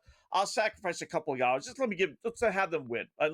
Instead of doing a 10-point tease, I put them all less on the money is more, line Scott, because you get the 10-point teaser. Suddenly you need 3 games, and you know what I mean. I know, I get it, but and plus teasers are like parlays. And I used to play a lot of teasers. I'm kind of trying to wean myself off them a bit. I play them in these same primetime games a bit, but they're basically parlays, but at minus money. Yeah. They are. Like teasers, you're laying juice, point blank. So, yeah, get a 10-point teaser, right? You're laying minus 150 or whatnot. You got to win 3 games suddenly. So, suddenly, I don't care you're adding 10 points. It's essentially a 3-team parlay, Scott, at minus 150. Right? You know what I mean? It's not really good math. Like, how many times does the teaser save you compared to you didn't really need it? I've always thought, too, if it was so good, imagine why do they call it a teaser? Of all names. Yeah, right. It teases you, right? The money's right. Oh, how? Can you believe it? I had him plus 13.5, 3-point dog, plus 10. Can you believe it? Yeah, you got teased into it. I just always, Scott, I've told this story, Scott, before. I've always got a kick out of the mob in Vegas in 1962 sitting there. And you know what, Dave Boss, how about we call it a teaser? Because it'll tease people into thinking they're going to win. And I'm in the little room all laughing. You know what I mean? I was like, who came with the word teaser? Yeah. And then you look at the final scores of these games, and you're right. Half the time, 3/4 of the time, it doesn't matter. You should have just how many times have you done a by teaser? They're like, son of a bitch. If I would have played the same game parlay just with the money, with the point spread and the total, I would have made plus 260. Yeah, plus 260 on the parlay. Stay with a field goal, 19-3 now. At least they're getting back in it at the South half. Florida's lining up for a field goal, too. Come on, make it, kid. The kick is good.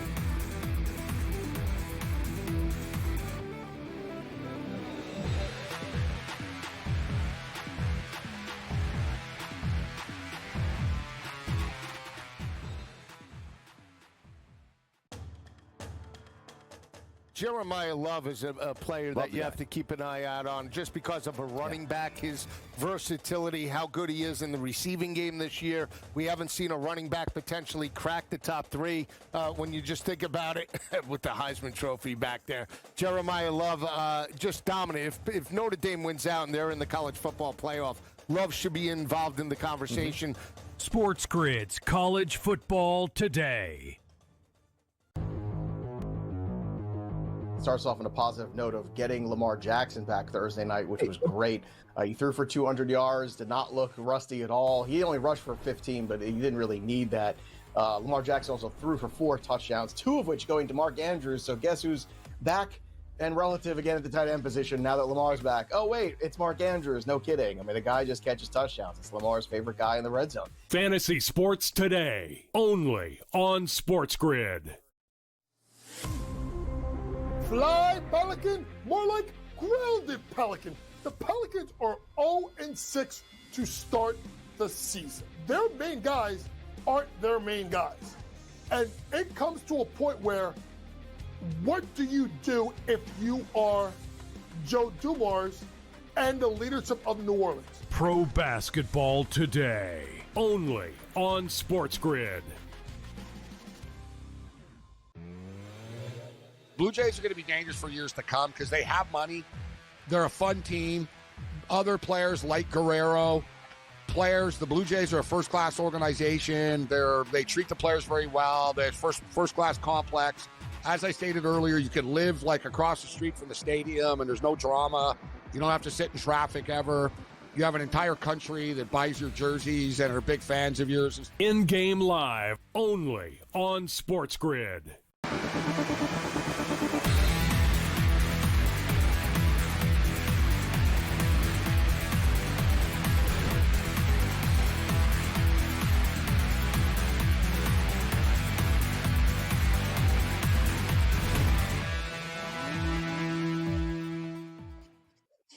right, welcome back in Game Live, Game Day here on the grid. We got first and goal. Do we got a touchdown for the Broncos? Not a touchdown, but some movement. All right, we'll take it. We got a couple inside first the downs 5-yard line. They just picked up a big play. It wasn't looking great. They were at the 50. Bo Nix scrambled. He could have ran for a ton of yards, but it's been a couple of times where he could have scrambled, and it's clear that, like, they tell him, don't take off if you don't have to. I don't know. It's frustrating someone to bet the rushing prop. But with that being stated, he did a good job of buying time, found someone down the field who was at Bryant. And, yeah, we got a first and goal on the 5-yard line right now. Bo Nix, 6 and 9 for 73 yards now. So I wouldn't mind a Harvey touchdown here, to be honest with you. That's who I got scoring a touchdown at plus 200. And I had the right thinking, Scott. First and goal, they just threw the ball to Harvey, but he got tackled. He didn't really pick up anything. I saw Gino there on the sidelines in the break there. He's yelling and screaming, encouragement with his guys. But it's kind of like, sometimes you see that, okay, that's good, quarterback is active. But it was, to me, I took it as the other guys are all depressed already because we haven't scored. We've had 4 opportunities, darn near in the red zone, and we got 7 points out of it. It was almost like Gino encouraging them, not really. And you throw a lot of interceptions and screw up a lot too. See, I don't know. It's not like the right, you know what I mean? You yell, I get it. But like, you know what I mean? He's in a tough spot. You know what I mean? He's trying to get him going. Let's see what Bo Nix does here. We got a touchdown Broncos. He threw for it. Touchdown. Nice pass. Gunned it into traffic, but Gino, like you said, the coaching staff are like consoling Gino right now. Scott, look at there's a quick shot here. The coach is like, we're like, come on, Gino.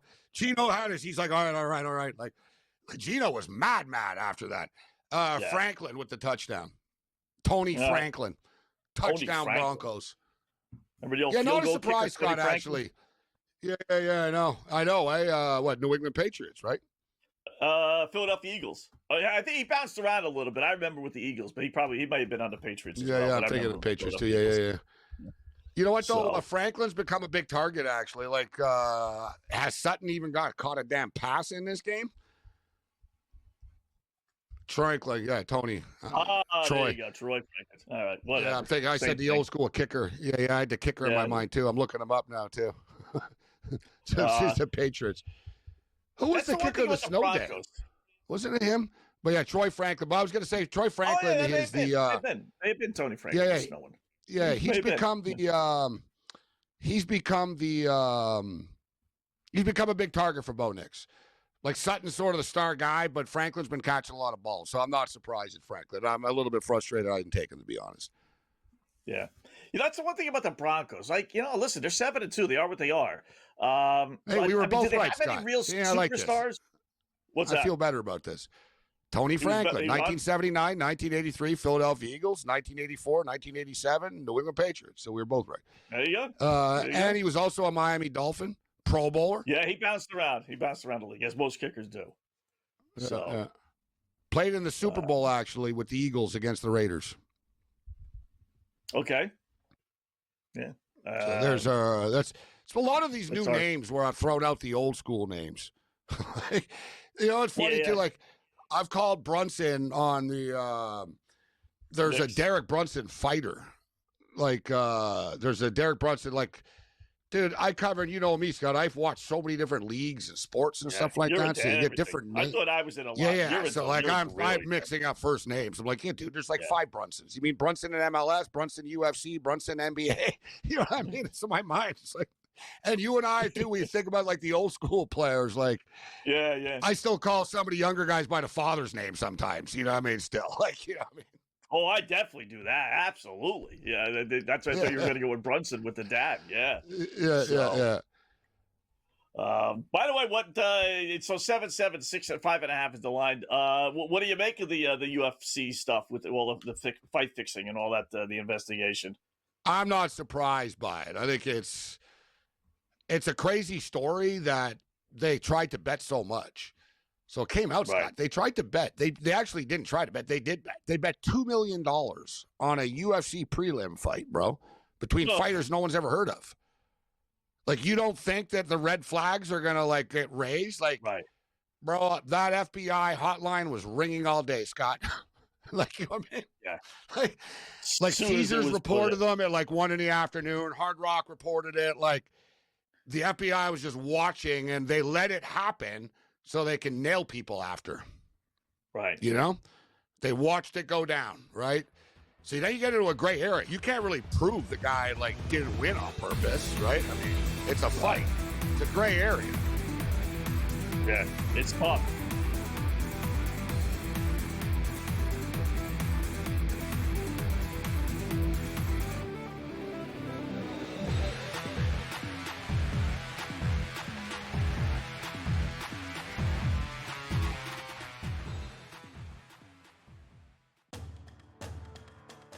Jeremiah Love is a player that you have to keep an eye out on just because of a running back, his versatility, how good he is in the receiving game this year. We haven't seen a running back potentially crack the top three when you just think about it with the Heisman Trophy back there. Jeremiah Love just dominant. If Notre Dame wins out and they're in the college football playoff, Love should be involved in the conversation. Sports Grid's College Football Today. Starts off on a positive note of getting Lamar Jackson back Thursday night, which was great. He threw for 200 yards, did not look rusty at all. He only rushed for 15, but he didn't really need that. Lamar Jackson also threw for 4 touchdowns, 2 of which going to Mark Andrews. So guess who's back and relative again at the tight end position now that Lamar's back? Oh, wait, it's Mark Andrews. No kidding. I mean, the guy just catches touchdowns. It's Lamar's favorite guy in the red zone. Fantasy Sports Today, only on Sports Grid. Fly, Pelican, more like grounded Pelican. The Pelicans are 0-6 to start the season. Their main guys aren't their main guys. And it comes to a point where, what do you do if you are Joe Dumars and the leadership of New Orleans? Pro Basketball Today, only on Sports Grid. Blue Jays are going to be dangerous for years to come because they have money. They're a fun team. Other players like Guerrero, the Blue Jays are a first-class organization. They treat the players very well. They're first-class complex. As I stated earlier, you can live like across the street from the stadium, and there's no drama. You don't have to sit in traffic ever. You have an entire country that buys your jerseys and are big fans of yours. In-game live, only on Sports Grid.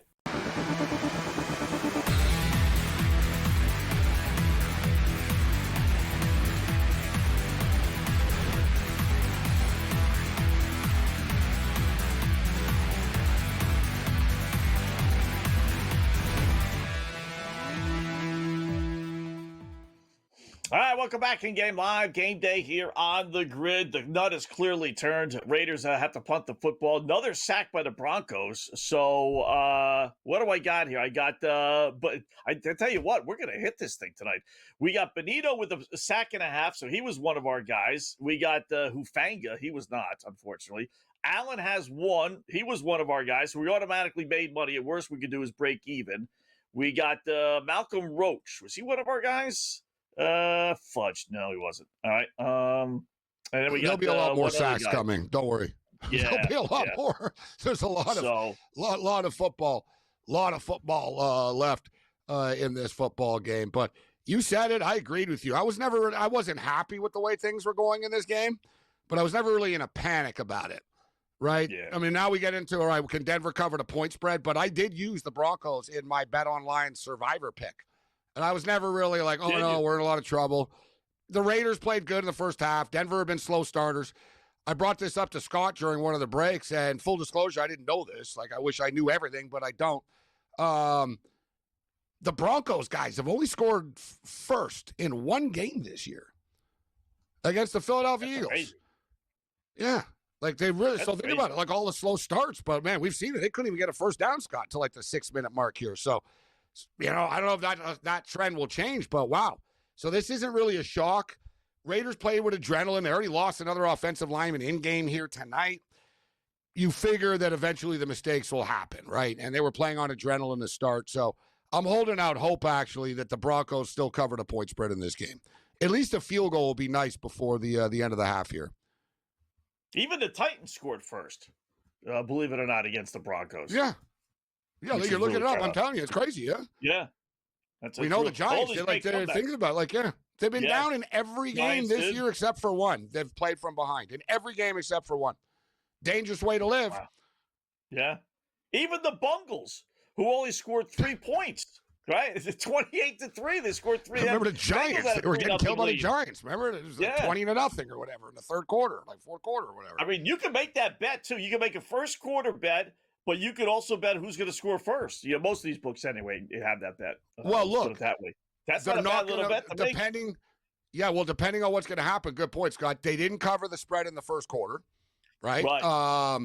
And the first half spread, unless they score a touchdown, they're not covering the first half spread. Yeah. There's something to it. There's a lot of teams. We do the college show. It's amazing, Scott. I'll bring it up again. You know, the Georgia Bulldogs are 1-14 against the spread in their last 15 first halves. Wow. 1-14, Scott. Even Georgia. Yeah. And last week, off the top of my head, Florida. Florida was like 2020 at the half or 2019. Week before was Ole Miss. Ole Miss, I took them plus 3.5. Ole Miss were winning 2017 at the half or something. They don't get killed or anything in the first half, Georgia, but they don't pull their slow starters. And in the second half, numbers are crazy. They dominate you.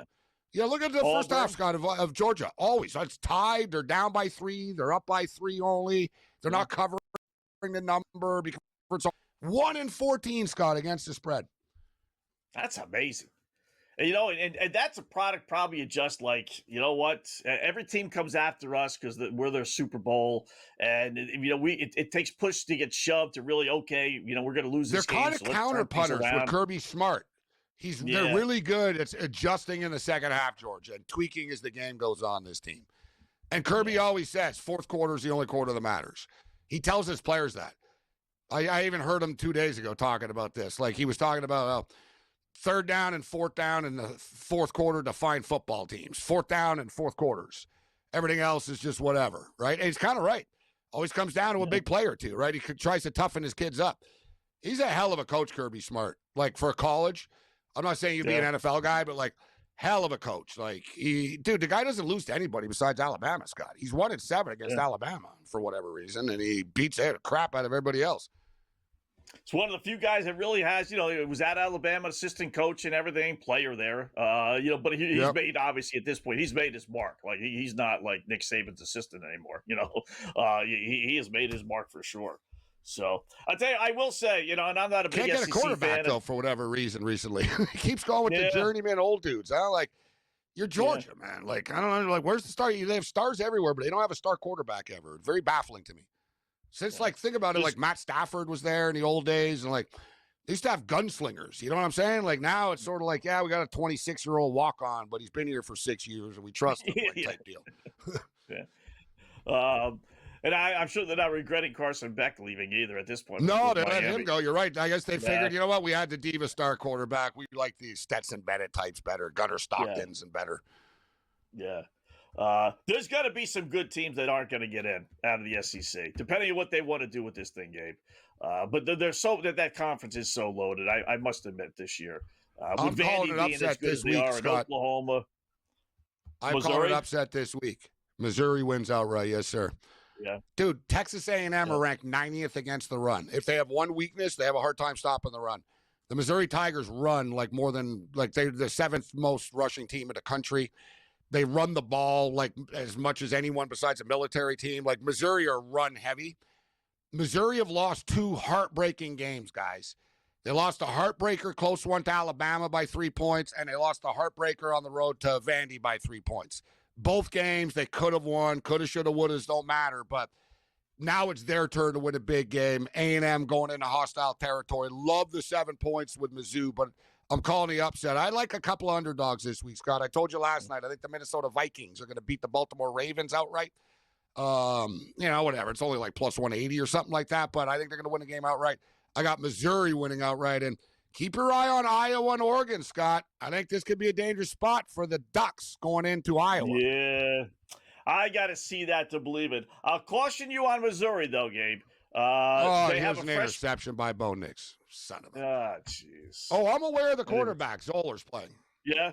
Yeah, Zollers, right? Okay. 7th highest recruit in the country, came in cold, first snaps on the road against Vanderbilt, led them down the field, threw a touchdown pass, son of a coach, big blue chip prospect.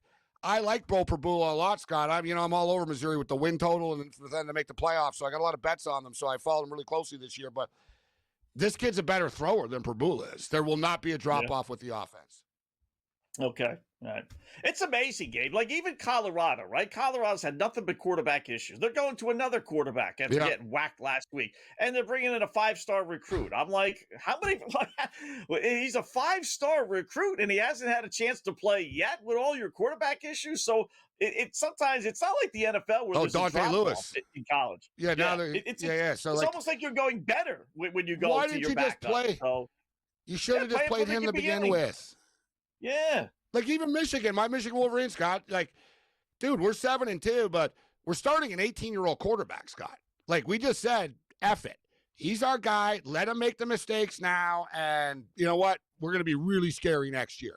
And you got to bite a lot of these coaches, man, like Dion, a lot of these college coaches, they don't want to give the younger kid a shot because they're scared they're not going to win enough games. But you recruited him. Yeah.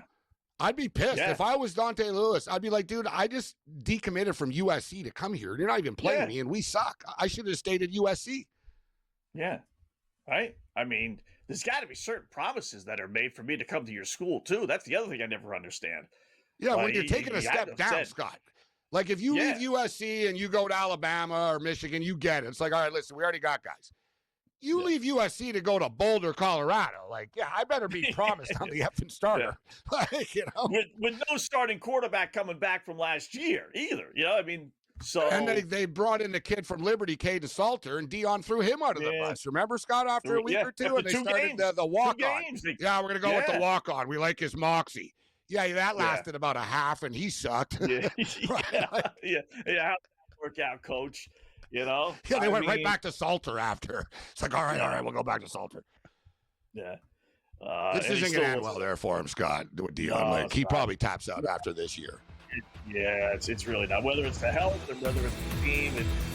All right, more coming up in Game Live, Game Day on the Grid.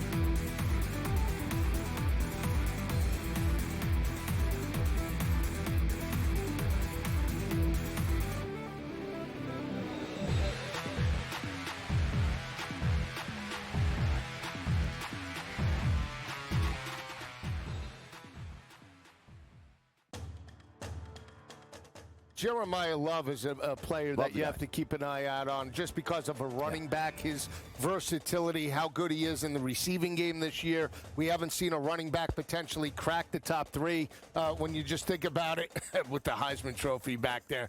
Jeremiah Love just dominant. If Notre Dame wins out and they're in the college football playoff, Love should be involved in the conversation. SportsGrid's College Football Today. Starts off on a positive note of getting Lamar Jackson back Thursday night, which was great. He threw for 200 yards, did not look rusty at all. He only rushed for 15, but he didn't really need that. Lamar Jackson also threw for 4 touchdowns, 2 of which going to Mark Andrews. So guess who's back and relative again at the tight end position now that Lamar's back? Oh, wait, it's Mark Andrews. No kidding. I mean, the guy just catches touchdowns. It's Lamar's favorite guy in the red zone. Fantasy Sports Today, only on SportsGrid. Fly, Pelican, more like grounded Pelican. The Pelicans are 0-6 to start the season. Their main guys aren't their main guys. And it comes to a point where, what do you do if you are Joe Dumars and the leadership of New Orleans? Pro Basketball Today, only on SportsGrid. Blue Jays are going to be dangerous for years to come because they have money. They're a fun team. Other players like Guerrero, the Blue Jays are a first-class organization. They treat the players very well. They're first-class complex. As I stated earlier, you can live like across the street from the stadium and there's no drama. You don't have to sit in traffic ever. You have an entire country that buys your jerseys and are big fans of yours. In-game live, only on SportsGrid.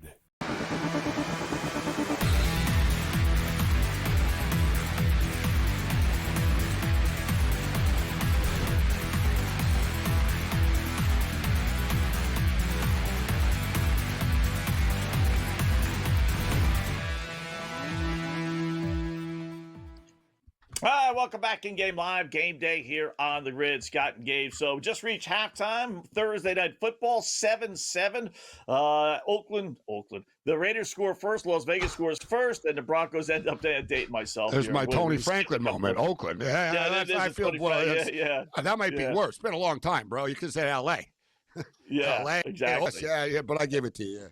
Pick a city. So, anyway, 7-7. Let's bring out our good buddy Brady Cannon, SportsGrid host. Get some second half bets from him. What's going on, Brady? How are you tonight? Hey, I live here in town and still call these guys the Oakland Raiders, and I still say the You're San a Bay Diego Area guy too, huh? I know. Yeah. We The were Chargers, just talking I'm pretty good at moving on. I'm pretty good at moving on with that, but yeah, it's hard to take out Oakland of the Raiders. I do, and the Athletics. You know, I continue to say Oakland with them. That one's hard. But I tell you, hockey. Some of them I don't even know what they're named anymore. Like the Angels, like Anaheim. You know what? Los Angeles Angels. Like that does not roll off the tongue to me. Like I always have to be like, oh yeah. To me, it's like remember way back when they were the California Angels. Remember that? For the love of God, I do not understand why they do not use that name. Yeah, you know they're trying to tag on to L.A. You're not L.A. You're Orange County. You play in the same area as the Ducks do, and the Ducks are all orange. They call it Orange Country. We're the Anaheim Ducks. Think about it, Scott and Bray, from a business perspective. I'd say no. Let the Dodgers be L.A. We're California. Yeah. We'll take the Red We'll sell merch all over the state. We're the California Angels. Great name, the California Angels, huh? Absolutely, and I love the Golden State Warriors. That's a great name as well. Thing. Like you said, you can market to the whole state. Yeah. Why limit yourself to Anaheim? Or any other, because people in they call Anaheim themselves Los Angeles, Scott, which is ridiculous. Which the thing is Orange County has a different mayor, a different police department, different people, different everything. It's not L.A. It's a different city. They have their own airport. Giants and Jets aren't even in the right state, Gabe. And Brady. They're not even in New York. Nothing. No headquarters. So should we call them New Jersey now at this point? Yes. They're not the New York or New Jersey Giants. San Francisco 49ers play in Santa Clara. It would almost be more accurate to call them the San Jose 49ers, but well, we could dig down deep. Buffalo don't play in Buffalo. They play in Orchard Park, which is like 40 miles from Buffalo. Yeah. God, is it that far? I didn't know that. Yeah. Niagara Falls would have been better. It is. I'll tell you what, Foxborough. Now, but at least it's not Boston, right? They don't call it Boston. Yeah. It's at least in New England, you know? Used to. I think I would take the Las Vegas Raiders getting the 5.5 here, guys.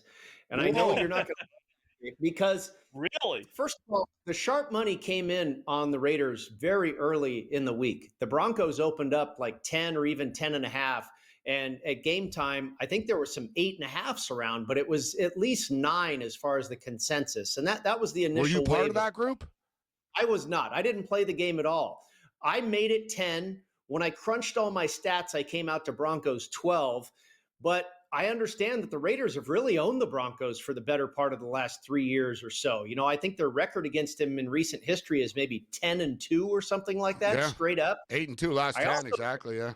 I didn't like the situation for the Raiders, too, playing a lengthy overtime period, losing, and then going into a short week in elevation. We talked about it, Brady. 6-25, the number. Since 2000, since 2000, teams that played in overtime that played on the following Thursday are 6-25 against the spread. Right, and that could still play out. But what I'm talking about here is the number.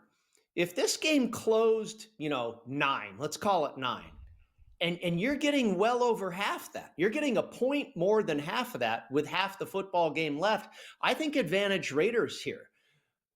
You guys were talking about it before. Denver, definitely a slow starter, more of a second half team. Maybe that's why the line is like this. Maybe it's because we've seen the shift where the Raiders got out to the hot start. Now Denver's starting to wake up. But just based on that number, with half the game and I'm getting 5.5, I would want to take the dog again. Yeah, there's certain bets I make though, Brady, and God bless you if you can do that. Like I could bet the Broncos and lose and just say, well, it is what it is. That's gambling. I bet the Raiders anymore this year, and I've had them 2-3 times, and I've been one of the few guys that have been in Geno Smith's corner. I just can't do it anymore. I bet the Raiders and they lose 27-10 because they turn back into the Raiders. I'm like, what am I, an idiot? I'm betting the Raiders here on a short I bet week them last on the week. road. I bet they were going to win. Take your week. side, Scott. You know? I just got to believe, Brady, and you're in Vegas, so you've seen enough collapses of this team.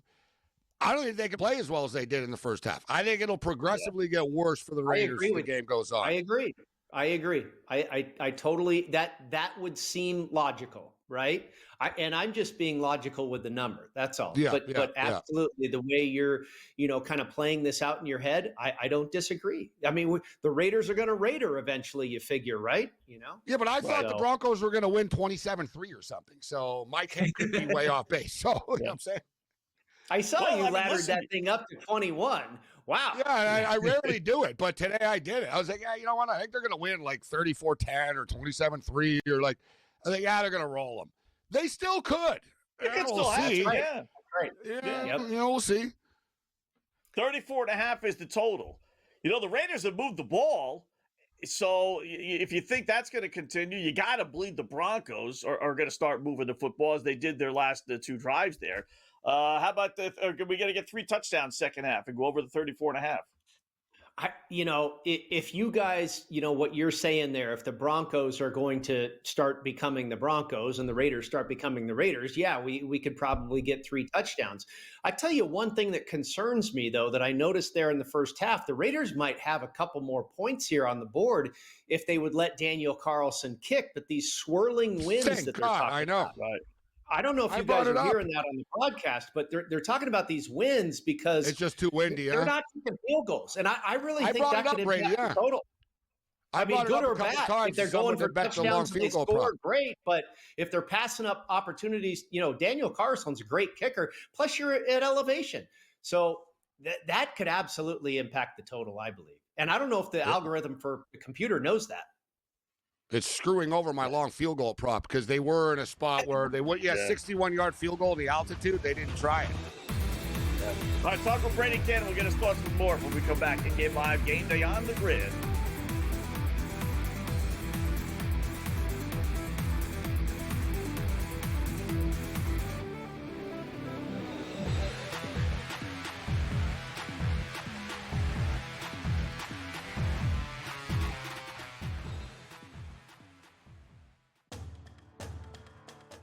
Jeremiah Love is a player that you have to keep an eye out on just because of a running back, his versatility, how good he is in the receiving game this year. We haven't seen a running back potentially crack the top 3 when you just think about it with the Heisman Trophy back there. Jeremiah Love just dominant. If Notre Dame wins out and they're in the college football playoff, Love should be involved in the conversation. SportsGrid's College Football Today. Starts off on a positive note of getting Lamar Jackson back Thursday night, which was great. He threw for 200 yards, did not look rusty at all. He only rushed for 15, but he didn't really need that. Lamar Jackson also threw for 4 touchdowns, 2 of which going to Mark Andrews. So guess who's back and relative again at the tight end position now that Lamar's back? Oh, wait, it's Mark Andrews. No kidding. I mean, the guy just catches touchdowns. It's Lamar's favorite guy in the red zone. Fantasy Sports Today, only on SportsGrid. Fly, Pelican, more like grounded Pelican. The Pelicans are 0-6 to start the season. Their main guys aren't their main guys. And it comes to a point where, what do you do if you are Joe Dumars and the leadership of New Orleans? Pro Basketball Today, only on SportsGrid. Blue Jays are going to be dangerous for years to come because they have money. They're a fun team. Other players like Guerrero, the Blue Jays are a first-class organization. They treat the players very well. They're first-class complex. As I stated earlier, you can live like across the street from the stadium and there's no drama. You don't have to sit in traffic ever. You have an entire country that buys your jerseys and are big fans of yours. In-game live, only on SportsGrid.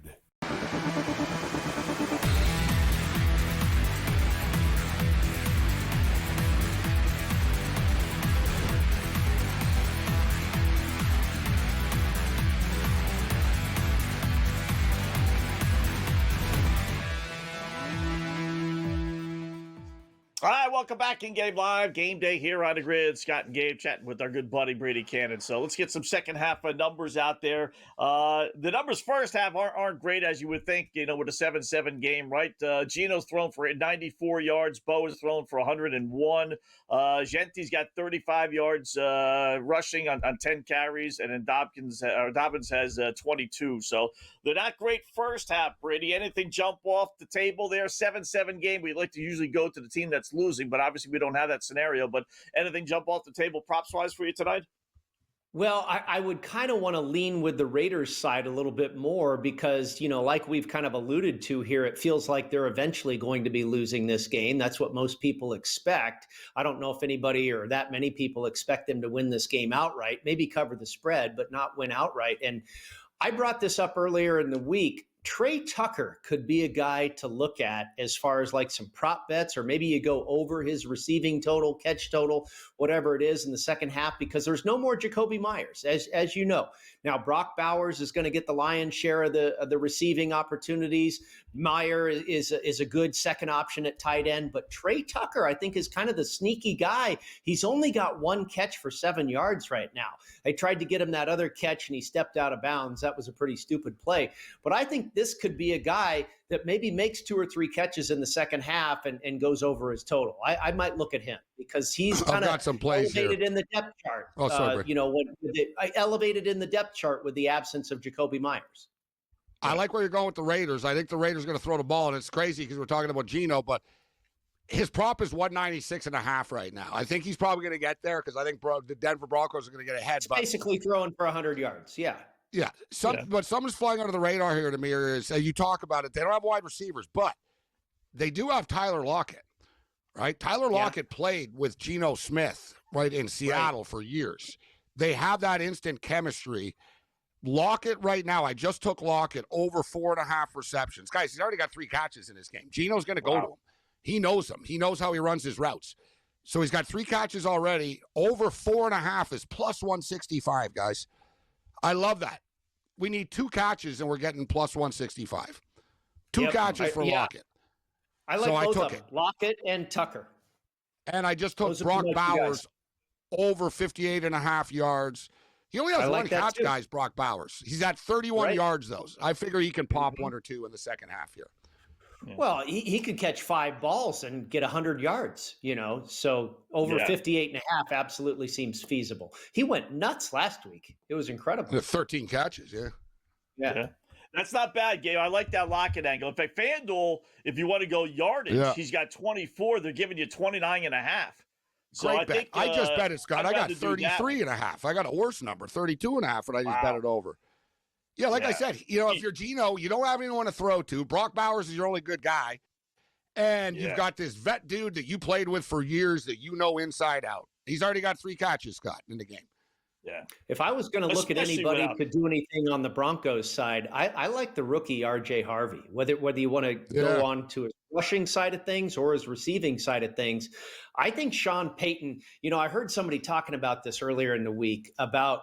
We all know Sean Payton has a pretty massive ego, right? And I think he likes to kind of show off on national TV this guy that he drafted and kind of pump his chest a little bit. See, I got this guy, and show how good he is. And I believe there's some truth to that, whether it's subconscious or not. I took him to score a touchdown, Brady. Plus there 200. I have R.J. Harvey to score a touchdown. You can bank on this guy to be featured in some plays because Payton wants to kind of pat himself on the back for drafting this kid. I brought up Peyton's ego earlier when they didn't have a first down, Brady. I said, man, Peyton was getting mad on the sideline. He was looking at his chart. He was kind of shaking, giving Bo Nix looks. And he's got such an ego. He's getting humiliated. 0 first downs with 6 minutes left, right? But we'll see. We'll see if. And I brought it up earlier. Remember, Peyton was very vocal about, Russell Wilson was the problem. Russell Wilson sucks. Well, your offense still kind of sucks, Brady. Let's call it out for what it is. Yeah. There's no doubt about it. I mean, I think they probably have, you can make an argument with the Texans, but I think Denver may have the very best defense in football. But they don't, they've got a lot of wins. What are they, 7-2 or something already? Yeah. 7-2. But you're right. The offense keeps them out of that top tier of teams in the NFL. It's amazing. Broncos get the second half kickoff. You think, okay, they're finally going to start a drive right around the 25, 30, 35-yard line, right? Holding penalty on the kickoff return, then a legal procedure. They got the ball at their own 4-yard line. They're It's just amazing. playing with their food. Yeah, crazy. Really good job, man. Appreciate it. Hour number 3 coming up next here on the Grid.